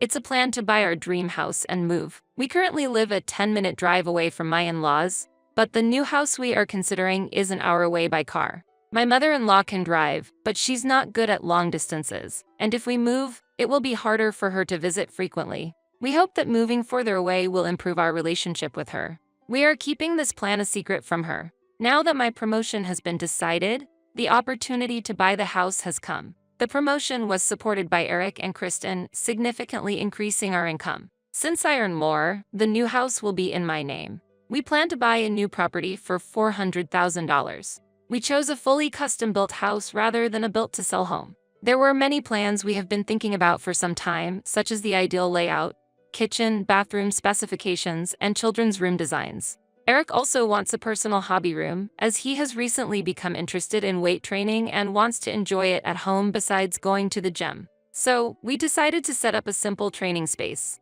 I also wanted a study room, and I plan to incorporate this wish too. This is how the plans for our own home construction have been progressing. We are keeping this plan a secret from my mother-in-law, and I have also told Kristen to keep it a secret from her. Kristen does not like her grandmother very much and happily promised, "Okay, I'll definitely keep it a secret." She seemed excited as if she had a secret base that she can't tell adults about. Eric, of course, had no intention of telling his mother. I thought it would be best to distance ourselves from my mom in the new house. We've been too close to her, and she often asks for money. If we can stop giving her money, our life will improve, Eric said, hopeful. I also hoped that the new house plan would proceed smoothly, but an unexpected situation occurred. It happened the day I came back from working on a holiday. When I entered the house, it felt strangely tense. Did something happen?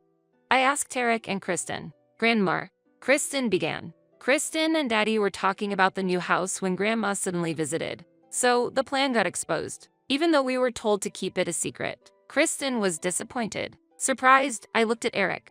Sorry, Tracy. We were looking at the floor plan of the new house. We were discussing what furniture to place where when Mom suddenly came. That's how the home purchase got exposed. I'm really sorry. Eric apologized. Kristen and Eric were frantically apologizing, but it seems the sudden visit from my mother-in-law was to blame. That's when I received a phone call from her. I decided to answer on speaker so Eric could hear too. Hello, Tracy. Why did you keep the new house a secret? You weren't planning to move without telling me, were you? My mother-in-law asked. In my heart, I thought, of course, that's exactly what we intended to do. But I quietly continued to listen to her. I saw the floor plan of that new house, and it's a very luxurious home. I could live there myself. I guess I'll just move in with you. This is your punishment for planning the move without me knowing, and I intend to give you a hard time from now on, said my mother-in-law. She decided on her own that she would live with us and told me so. I, however, had no intention to live with her. Why should I be punished? Eric and Kristen were listening, but they could not hide their discomfort hearing her words. My mother-in-law said what she wanted to say and hung up the phone immediately. What will we do now? Eric quietly muttered. I calmly thought about our next move. Did you tell your mother our new address? No, I haven't. So, the specific date of the move isn't decided yet, and you haven't told her the timing either, right? Yes, I told her nothing has been decided yet. I tried telling her that the layout talk was just a fantasy of hers. But it seems she believes that much. That's only natural. Considering your mother-in-law's personality, when she believes something, she's determined. Anyway, during this short period before we move, we need to figure out a way to avoid living together. Eric, you don't actually want to live with your mother, do you? I asked just to confirm. Eric hurriedly replied, no way. After that phone call, I realized once again that I can't live with her. Someone who attacks you like that. Relieved by his response, I felt we had a bit of leeway to think of strategies to keep her at a distance. A few weeks later, the moving date was set for 2 months away. During that time, my mother-in-law came over several times, trying to find out the moving date and the address of the new house from Eric and Kristen, but we had decided to thoroughly avoid answering any questions about the move. Kristen skillfully avoided her grandmother's prying by saying, that's a tough one. I don't really know. My mother-in-law seemed to be swayed by Kristen's charm and did not press her too hard. However, she was still strict with Eric. Eric, tell me the address of the new house soon. It'll be difficult to invite friends, and what day are you planning to move? Tell me the correct date. I also need to prepare, she said, making presumptuous remarks. I doubt she really had friends to invite, and what does she need to prepare for? There's no way we can consider living together. Finally, the day of the move arrived. We moved without any obstacles and left our old home. Despite the busy moving day, that night we celebrated our new start by eating pizza. The next day, while we were unpacking, I kept getting persistent calls from my mother-in-law. It was truly troublesome, and every time the phone rang, our stress increased. Unable to bear the constant phone ringing, almost every minute like an alarm, I finally had to answer. Why didn't you answer the phone right away? Well, never mind that. Where are you now? I went to your house and no one was there. I was waiting with the movers. Hurry up and tell me the new address, said my mother-in-law. At that moment, Eric came over and I decided to switch to speakerphone, thinking the conversation was important. Her voice echoed throughout the room, sounding quite excited. I have no place to return to because I let go of my house. Where are you now? Please tell me the address, she pleaded with a tearful voice, but her words were hard to believe. Eric calmly asked, Mom, what do you mean you let go of the house? She answered with satisfaction. Eric, you were listening? Yes, I planned to live with you all, so I decided the old house was unnecessary.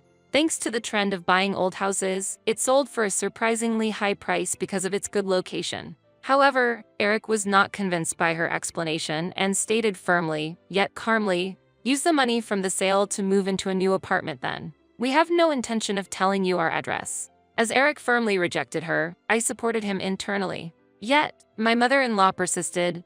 I can't rent a new apartment. The money from the sold house is already gone, she said despairingly. What?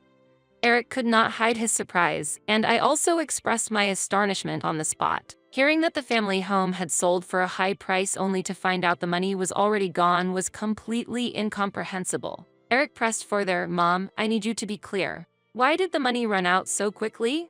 After a moment of silence, she answered, Well, I wanted to buy new furniture to match the new house. And I ended up purchasing various things, and I've used about half of the money. Half? You used half. The rest?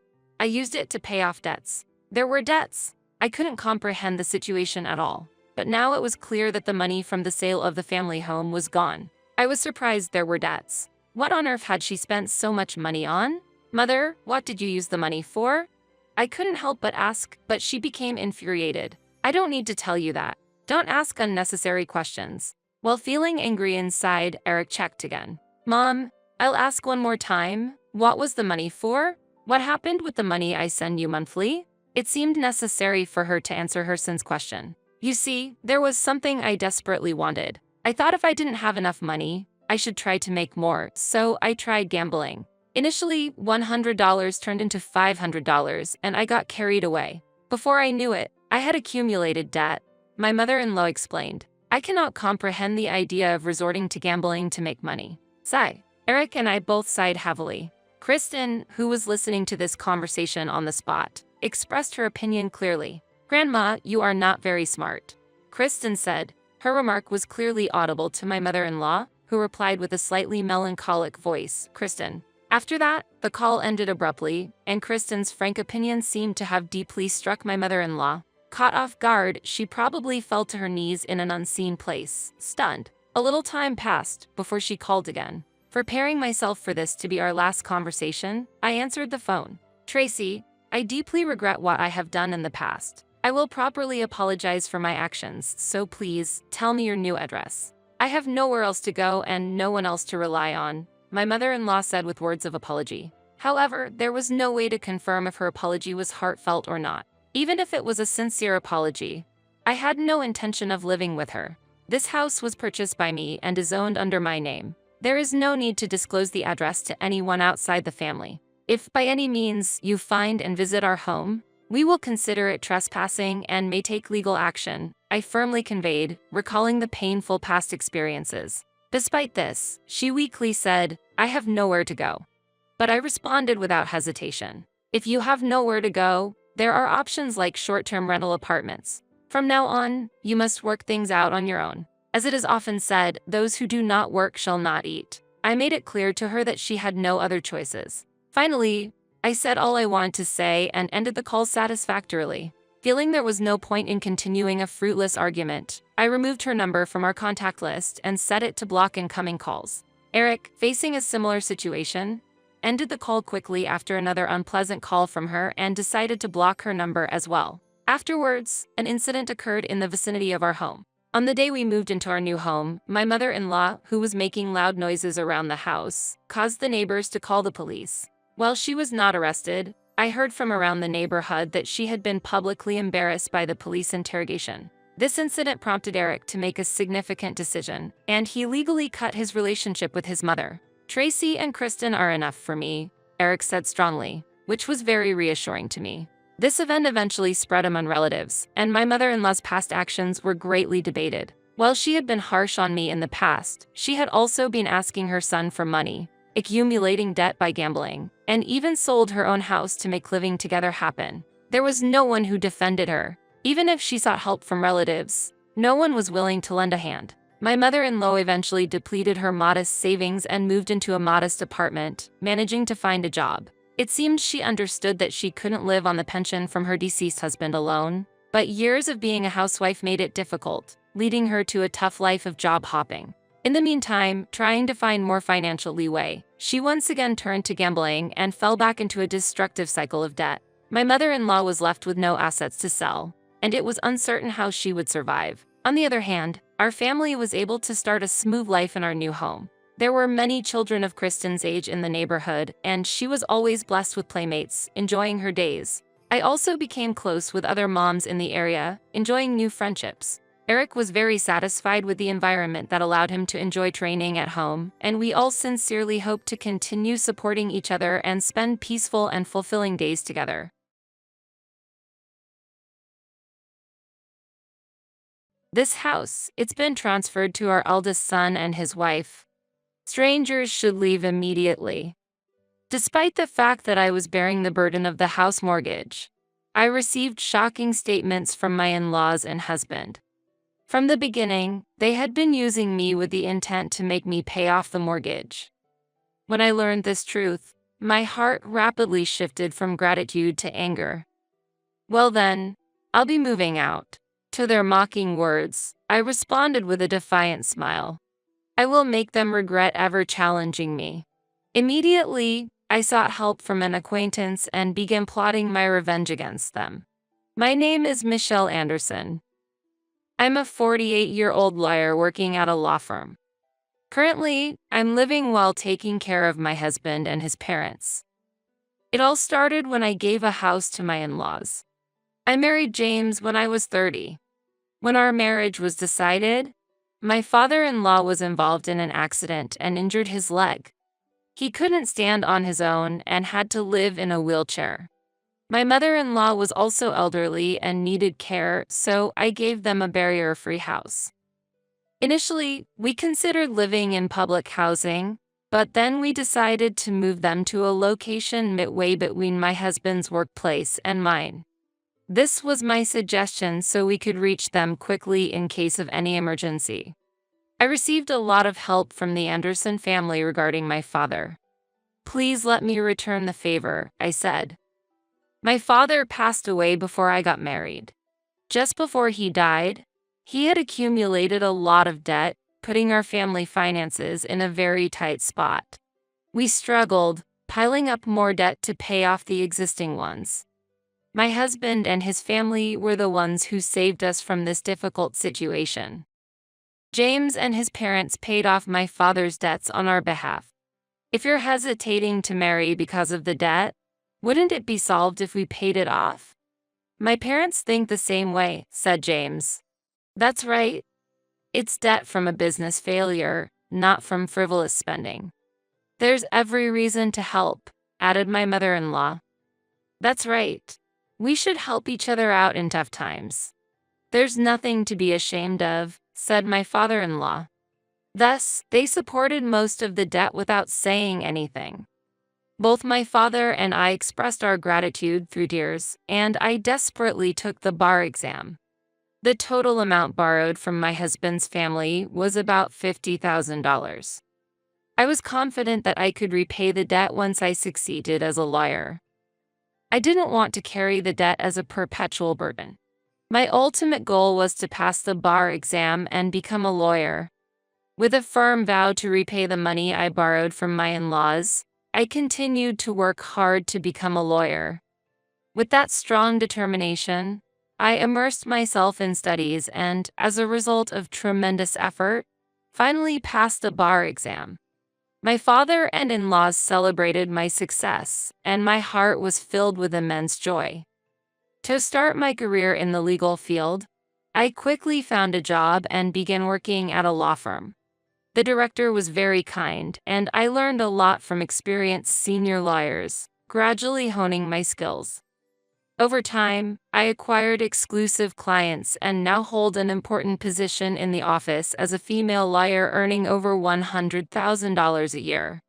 Thanks to my professional success, I was able to completely repay the debt to my father and in-laws. However, after my mother passed away, my father soon left this world too, and I was left alone. That's when James proposed to me. "You're a strong woman who can stand on your own. But I want to be the man who supports you. I will always cherish you, so please consider marrying me." Convinced by his words, we decided to marry, expecting a happy life to begin. At that time, my father-in-law was unfortunately involved in an accident. Grateful for their past kindness, I offered to build a new barrier-free house for them, despite their objections. The gratitude I feel is more than words can express. Please, do not hesitate. I want you all to live comfortably. It was a sincere wish. I conveyed my earnest feelings, not just flattery. My enthusiasm reached them, and with a wry smile, my in-laws accepted my offer. However, right after agreeing, they added a condition. "Michelle, why don't you live with us too? We heard you and your husband are looking for a new house." "That's right. If you don't mind, let's live together.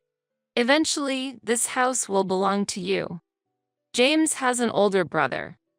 He, 3 years older than me, got married and left home a few years ago. He started his own business and, due to his business, left everything at home to James, as I heard from my mother-in-law. My brother-in-law had an oral agreement that in exchange for taking care of the aging parents, James could freely use the parents' assets. Before leaving home, my brother-in-law had communicated this to James. Moving to the new house would shorten my commute, and we would start living together with James and his parents. Since we could support each other in times of need, there was no reason to refuse living together. However, I was worried that I might trouble my in-laws. Having occasionally caused them trouble even before marriage, I was anxious about whether living together was appropriate. Sensing my concerns, James gently placed his hand on my shoulder and reassured me. "Don't worry, Michelle. I'm here to support you. Let's live together with confidence." Encouraged by James' words, I agreed to live with my in-laws. I was expecting to start a new life with the four of us and have enjoyable days. However, the peaceful life I had hoped for was not the reality. "Michelle, where did you put my morning clothes?" "Michelle, the TV remote isn't responding. Can you do something about it?" "Michelle, can you help me? I want to sit on the sofa." It has already been 13 years since we started living in this house. In this house, every family member always comes to me for favors. They have no intention of managing things on their own. The family is completely dependent on me for everything, especially my father-in-law, who is disabled. He doesn't hesitate to touch me freely. "I told you I had prepared and hung up the morning clothes." "Mother, that's the air conditioner remote, not the TV remote. It's on the desk." "Father, please ask James for physical support when he's around. Please don't rely on me. I can't support you properly." I found myself replying to them daily. Initially, I suppressed my dissatisfaction and did my best to meet the family's demands. It was unthinkable that while shouldering the mortgage, all household responsibilities were also left to me. I had thought about divorce several times. However, James always skillfully managed the situation, and my in-laws would apologize. I wasn't feeling tortured or harassed, so every time they apologized, my heart wavered and I ended up choosing not to divorce. Day-to-day life was filled with the in-laws' dependence and minor frustrations. But somewhere, I felt a bond as a family, which might have made me tolerate the situation. Still, the option of divorce always flickered in my mind. My mother-in-law finally started showing signs of mild dementia, or perhaps she was just becoming forgetful. It's not clear, but such questions from her increased. James, who had promised to help before marriage, proved to be utterly unreliable in this situation. Continuing my life with these uncertainties, I gradually adapted to the environment through experience. I began to handle everything before being told and started to express my opinions clearly to James and others. However, my father-in-law's excessive behavior was something I could not overlook. I expressed my dissatisfaction not only to James but also to my mother-in-law. I can't overlook father's behavior. Lately, he pretends to have dementia to touch me. Mother, please do something. My father-in-law has not yet been diagnosed with dementia. To be precise, he was examined, but he wasn't clearly diagnosed with dementia. The symptoms were mild, so it was a gray area whether it's dementia or not, the doctor said. Don't say that. It's part of the illness. It can't be helped. Certainly, such behavior could occur in dementia tendencies. But normally, this happens at a more severe stage of the symptoms. Regarding my father-in-law's behavior, he was just using the word dementia as a shield to act freely. Even after the doctor said it's not dementia, my in-laws arbitrarily decided it's dementia and used it to excuse inconvenient situations. I could understand if it was really dementia, but using an illness to force others to endure is not acceptable. I consulted with James and sought a response from my in-laws. But each time, he said it was troublesome and kept postponing it. When I was about to reach my limit of patience, an unexpected event occurred. This month, the repayment is completed. I'll be freed from this suffering. On a holiday afternoon, I was organizing the household account book and my diary. Looking at the bank book, I noticed something and my face brightened. At the end of that month, the mortgage repayment for my in-laws' house would finally be completed. Filled with a sense of achievement, I felt as if a heavy burden had been lifted. Thinking that my burden would decrease and I would have more money to spend freely made me very happy. However, at that point, I didn't know yet that the real trial was about to begin. One evening, during a family dinner, James suddenly started talking about the mortgage being paid off. Michelle, the mortgage for this house is going to be paid off completely this month, right? He asked. Since he had never brought up the mortgage before, I was a bit taken aback by his sudden question. However, he poured beer into a glass from a bottle with a friendly smile. Yes, that's right, but why all of a sudden? I replied. Because we have to celebrate, right? You've had a hard time, Michelle. I want to celebrate grandly as a thank you, James said. I couldn't hide my surprise at his unexpected words. I was touched that James had thought that way and understood my burden. Thinking, if only he helped a little more with the housework, I felt grateful that he cared about me. His words instantly erased my frustrations, and a smile of joy spread across my face. James, thank you. Can I look forward to the celebration? I asked. Of course. We'll discuss it as a family and prepare. Just wait, Michelle, James replied. Relieved by his words, I looked forward to the celebration preparations. But this happy feeling didn't last long, and soon I was faced with the harsh reality. I accepted James's invitation without suspicion. It seemed that my in-laws had also heard about the talk and were preparing something together. A few weeks later, I was called in by James and my in-laws. Work had calmed down at that time, and I was in good spirits, so it was a perfect occasion for celebration. Sorry for the sudden call. I have something to talk about. It's okay, no problem at all. Today, we, as a family, have an important matter to discuss with you, Michelle. What's the matter? I thought it was about the celebration, but why make it sound so serious? Wishing they would just talk normally, I decided to listen to what they had to say. Actually, now that the mortgage repayment is ending, we want you to leave here, they said. What? I couldn't help but let out a surprised voice at this unexpected statement. They wanted me to leave the house as soon as the mortgage was paid off? What was I being told? Was it a misunderstanding? Such surprising words made me want to think it was a misunderstanding. I couldn't fully comprehend what James was saying and lost my words, unable to respond to his query. At that moment, I couldn't catch up with my thoughts and was just confused. Seeing me like that, my in-laws couldn't wait for me to understand the situation and began to explain further. We've sold this house to our eldest son and his wife, my father-in-law informed me. What? I exclaimed in shock. My mind was in turmoil, unable to comprehend what was happening. Being suddenly ordered to leave the house, and furthermore, that the house had been passed to James's eldest brother and his wife, was unbelievable. What was the meaning of all I had done for this family? Did this situation signify that my role was over? However, I could not accept such an unfair and unreasonable situation.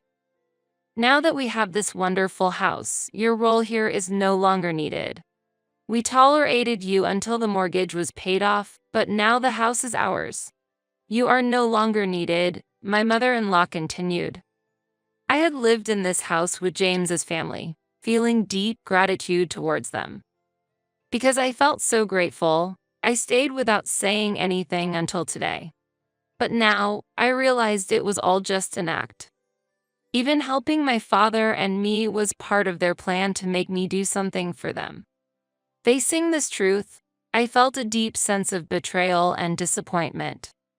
The sudden estrangement from a family I trusted was an immeasurable mental blow to me.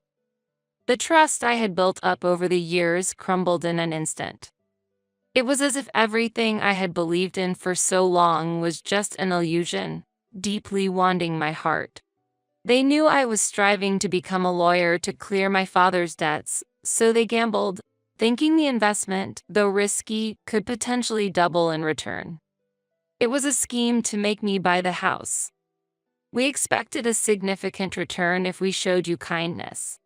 Ever since you and James were dating, we thought the investment wouldn't be a waste, she added.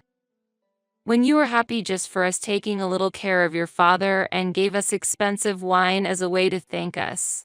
We thought you were easy, she continued. It was before my father's business collapsed. My family was quite wealthy until then. James seemed to have been eyeing my family's wealth from the beginning, knowing I was aspiring to be a lawyer. That's why he saw value in his actions up to this point. Unaware, I completely trusted James and his family. How foolish I was. I couldn't believe myself. That's why we devised this plan. We thought if we obligated your father, we might get a big reward, he said. Their confident and unbelievable statements were hard for me to accept. So, it's a great success.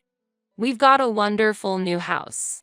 It's in our name, and once the mortgage is paid off, everything is ours. What we do with our property is none of your business, they declared. Their words were filled with planning and conviction, and I struggled to accept this reality. It took me time to understand that everything had been planned from the beginning. For these 13 years, they had just been quietly waiting for this moment. They never truly loved me or my father. We were just a means to their end.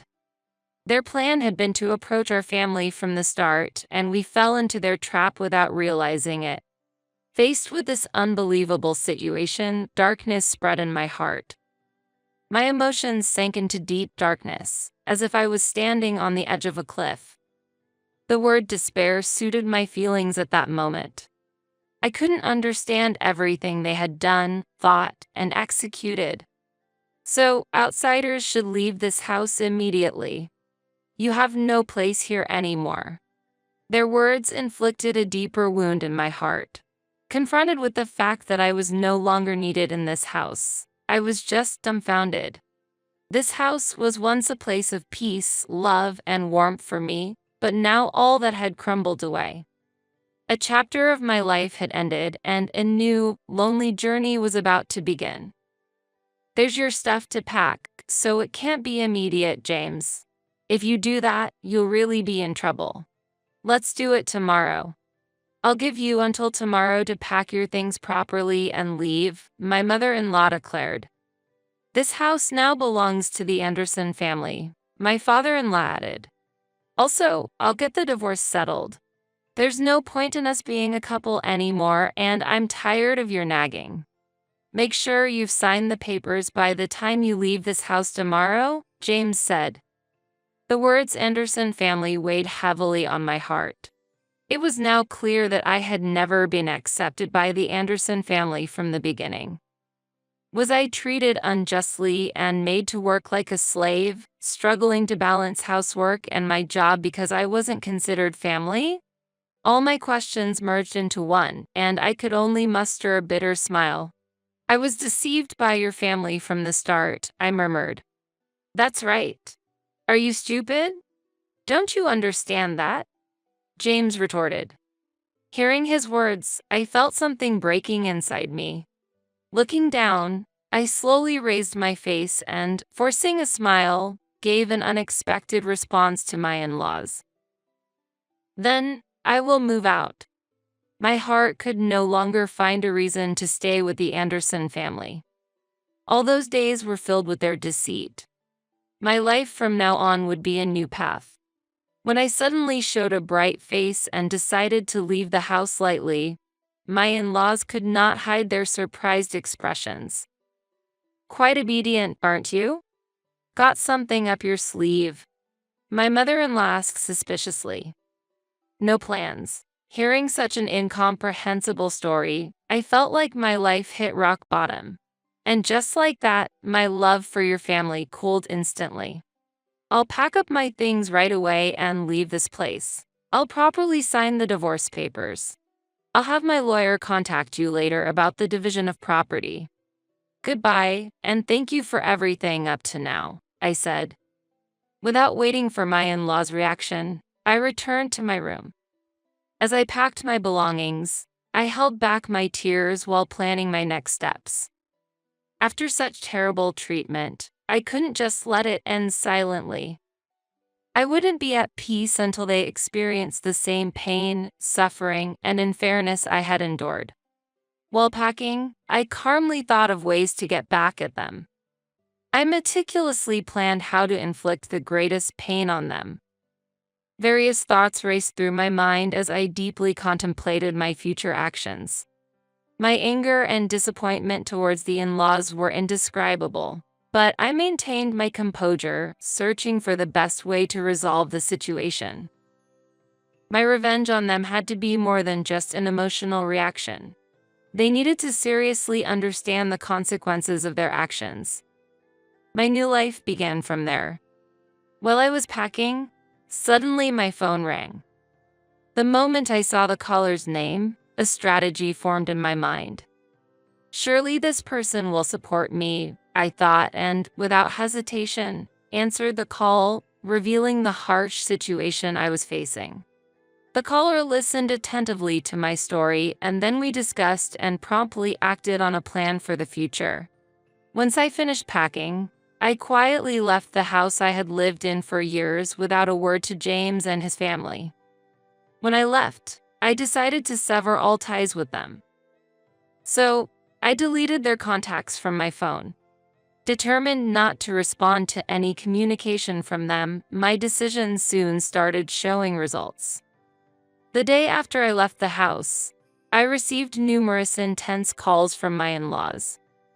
I had deleted the numbers, but remembered them due to our long association, which weighed heavily on my mind that morning. They must have realized that I had left the house and understood what had happened. However, I had no intention of responding to their calls anymore. As I looked at my phone, I indulged in a sense of superiority over my decision and smiled lightly.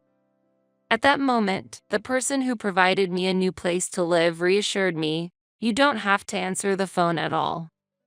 I gratefully nodded at his words. I was ready to take the first step towards a new beginning. My life was about to enter a new chapter in a new environment.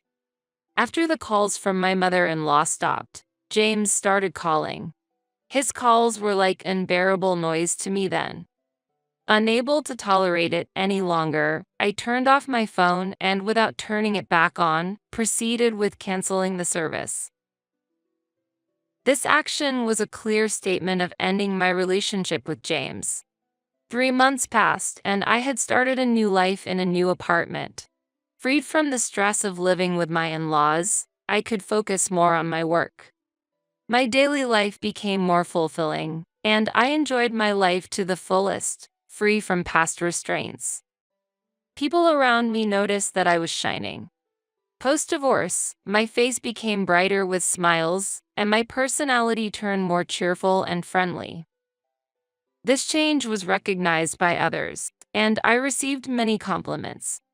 Though previously oppressed mentally by my relationship with my in-laws, I decided to cherish my relationships with colleagues at work and build good connections. I plan to put more effort into my job and prioritize communication with my coworkers. When I made this resolution, the receptionist at my office appeared on the floor in a panicked state and urgently reported to me, "Miss Cohen, there's a parent and child at the reception looking for you," she said. Cohen was my maiden name, which I still use after the divorce. Hearing her report, I rushed to the reception to understand what was happening. The normally polite and composed receptionist's agitation indicated something unusual was going on.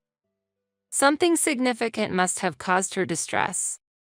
Seeing her worried expression, I wanted to be of support, and a male colleague, sensing her state, offered to accompany me. We headed together to the lobby. Arriving there, my expression changed dramatically when I saw who was there. I found her. "Mom, there's Michelle." When I heard that voice, I saw my mother-in-law and James. They were raising their voices inside the office, saying, "Michelle, how could you do this? Cutting off contact is terrible. Do you understand the trouble we're in?" I was stunned by their irrational behavior and couldn't help but question it. Others present couldn't hide their dismay at their actions. Their appearances, worn and filled with anger, were stark after not seeing them for months. Realizing the abnormal situation, other reception staff reported to the upper management, and soon the office manager appeared in the lobby. "Miss Cohen, a meeting room is prepared. How about having a discussion there with your in-laws?" "I'll contact him," the manager suggested calmly. Having already confided everything to the manager, I accepted the suggestion. Feeling uneasy about going alone, I took my colleague with me. He was the lawyer I had hired for the matter with James, so they accepted his presence. I headed to the meeting room, suppressing my confusion and agitation. Despite my turmoil and anxiety about the unknown situation ahead, I was somewhat relieved by the manager's calm handling and resolved to move forward step by step. As I walked to the meeting room, my mother-in-law and James glared at me with anger. Despite their dire situation, they seemed displeased to see me enjoying my work. Their gaze and attitude made their feelings clear. Sitting in front of my in-laws, we exchanged glares, and then the manager entered the meeting room with someone else. "Sorry I'm late." "What? Why are you here?" The person the manager brought was James' brother, my brother-in-law. He stood there, glaring at the two with an angry expression. "There's nothing to say. You guys have really done something ridiculous." My brother-in-law was a former gang leader who used to rule this area in his youth. He now runs his own company, working in construction. His employees affectionately call him boss, and he detests dishonest behavior. After consulting with him about this incident, he was visibly angered. When I lost my place to live, he had taken care of me for several weeks in a women's dormitory. He was already aware of the house situation with my in-laws. Informed about the details, he immediately offered his help. Why didn't he know? When my in-laws told me to leave the house, they said they had sold it to their eldest son and his wife. I found out everything from Susan and confirmed it. You didn't think you could do such a horrible thing to Michelle and get away with it, did you? As soon as the name Susan was mentioned, James and his mother showed expressions of astonishment.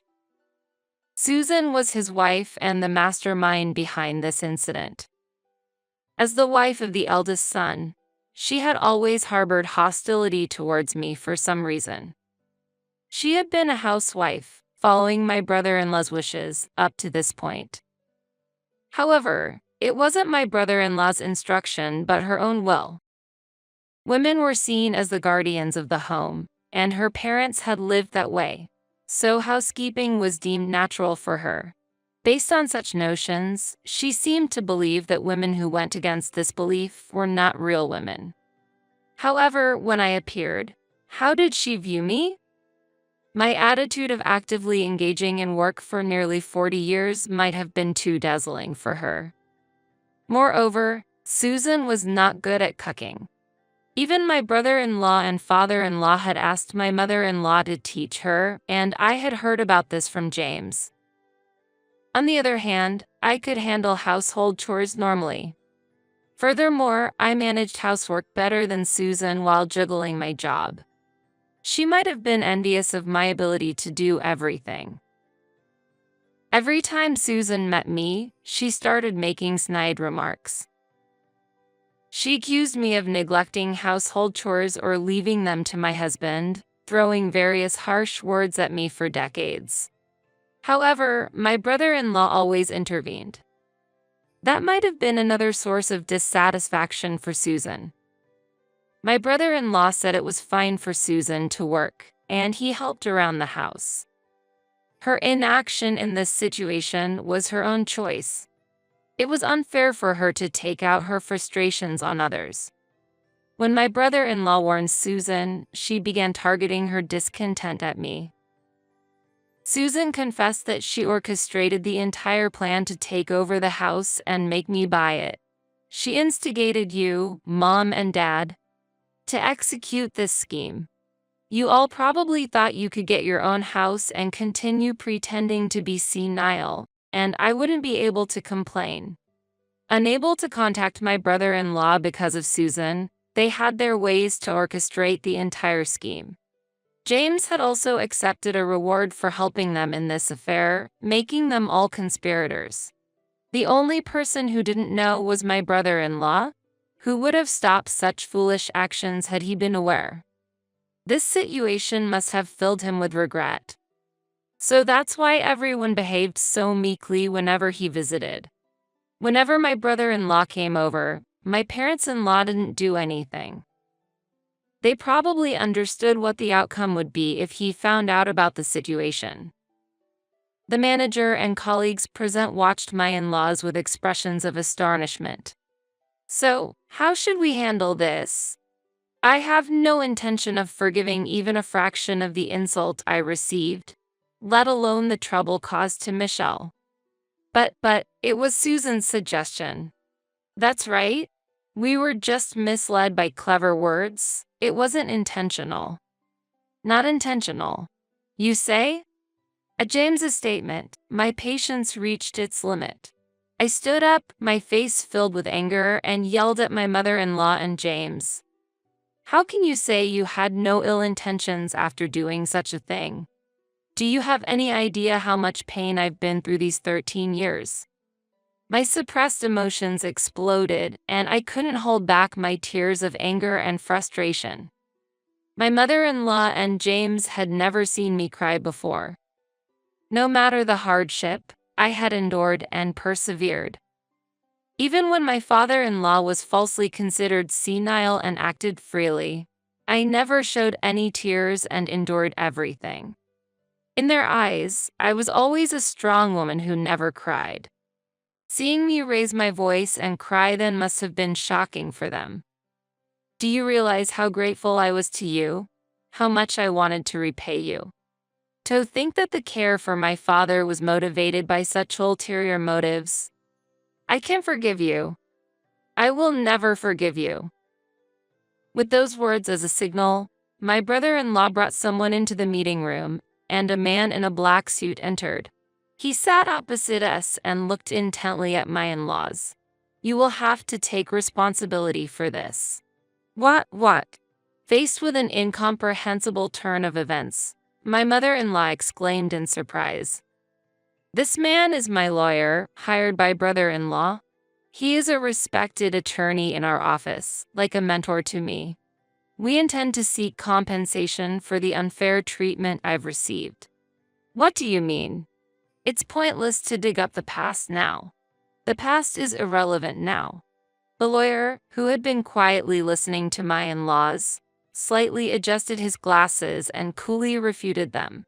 The current evidence and the basis for the future claim of damages make the lawsuit fully feasible, especially since there was no agreement not to claim property at the time of the divorce. In this case, there is no specific time limit for claiming compensation. Furthermore, as he spoke, the lawyer took out an SSD from his pocket, and my in-laws looked confused. What is that? This is the record Michelle has been keeping. Her PC was equipped with a camera for remote meetings, and all your heinous acts have been saved as data. Upon learning this truth, my in-laws' expressions rapidly paled. Michelle mostly worked in the living room, didn't she?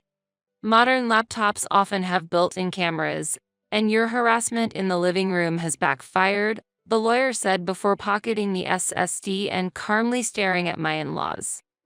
The ownership of the house is already in Michelle's name, and your eviction is just a matter of time. We will proceed with legal action promptly, so please prepare the funds. Wait, you're saying it's changed to her name? James reflexively reacted to the lawyer's statement. My brother-in-law raised his voice in response to James's reaction. I asked Michelle to change the ownership to her name. Thanks to you putting it in Susan's name without permission, the change was surprisingly easy. Anything to say about that? My brother-in-law taunted James with a mischievous smile. James, who had never won a fight against his brother since childhood, couldn't argue back, and my mother-in-law also remained silent. I will also properly bill you for all the expenses involved in that transfer. That's only fair, right? After all, it was your wrongful actions. If you don't deal with what you've started, we'll be in trouble too, said my brother-in-law, folding his arms and standing imposingly, throwing those stern words at them. The two were speechless before my brother-in-law's stern demeanor. My brother-in-law had also informed Susan, his wife and the mastermind behind this ordeal, about this. After resolving this matter, he had expressed his intention to divorce her over the phone. I'm really sorry for involving you in this, Michelle. Even though I didn't know, I will support you to the fullest until you are satisfied. Let me know any request you have. It's my family who did this, so I have a responsibility too. If it hadn't been for my brother-in-law's call that day, I might still be suffering. If my brother-in-law hadn't been part of the family and there for me, maybe I wouldn't have been able to recover. I never realized how important it is to have support. Grateful for my brother-in-law's kindness and warmth, I glared at the two and threw decisive words at them. I will never forgive you for using my and my father's feelings and exploiting them for your own benefit. No matter how much you try to compensate, I will not forgive you. If you ever step foot in my office again, I will call the police. From now on, I will leave all responses to my representative. Never appear in front of me again. The manager and my colleagues listened as witnesses until the end, so my in-laws couldn't escape the truth and left the office dejectedly. Soon after, James and his family left the house. The negotiation for compensation was settled by my brother-in-law for $70,000, considering the purchase of the house, the motive behind the marriage, and the mental and physical pain I endured. I really wanted to get more, but after consulting with the lawyer, we concluded that this amount was fair, my brother-in-law said apologetically, and I nodded in gratitude. Considering that the maximum amount for moral harassment is usually around $30,000, this was a significant achievement. For me, it was nothing but gratitude. Fortunately, the house was returned to my possession within a few days. The furniture and appliances were also moved under my brother-in-law's supervision, and everything was successfully recovered. Currently, the house is being used as a rental property. It's too big for me, and since it has good location and barrier-free features, it seemed a waste not to use it. Following my brother-in-law's advice, I started renting it out. Susan is busy with her days working to pay off the debt, following my brother-in-law's decision. She works from morning till night, and my mother-in-law and James are in a similar situation. My father-in-law, unable to work due to his disability, contributes from his pension towards the debt repayment, and they seem to be leading a difficult life. I felt relieved that my brother-in-law is a trustworthy person. Years have passed since then, and I continue my work as a lawyer. Thanks to my brother-in-law, the monthly payments are going smoothly, and it's expected to be paid off by next year. Despite often contemplating ending my life amidst the hardships, I held on to the belief that my efforts would be rewarded someday. That belief has become reality, and I live each day with gratitude.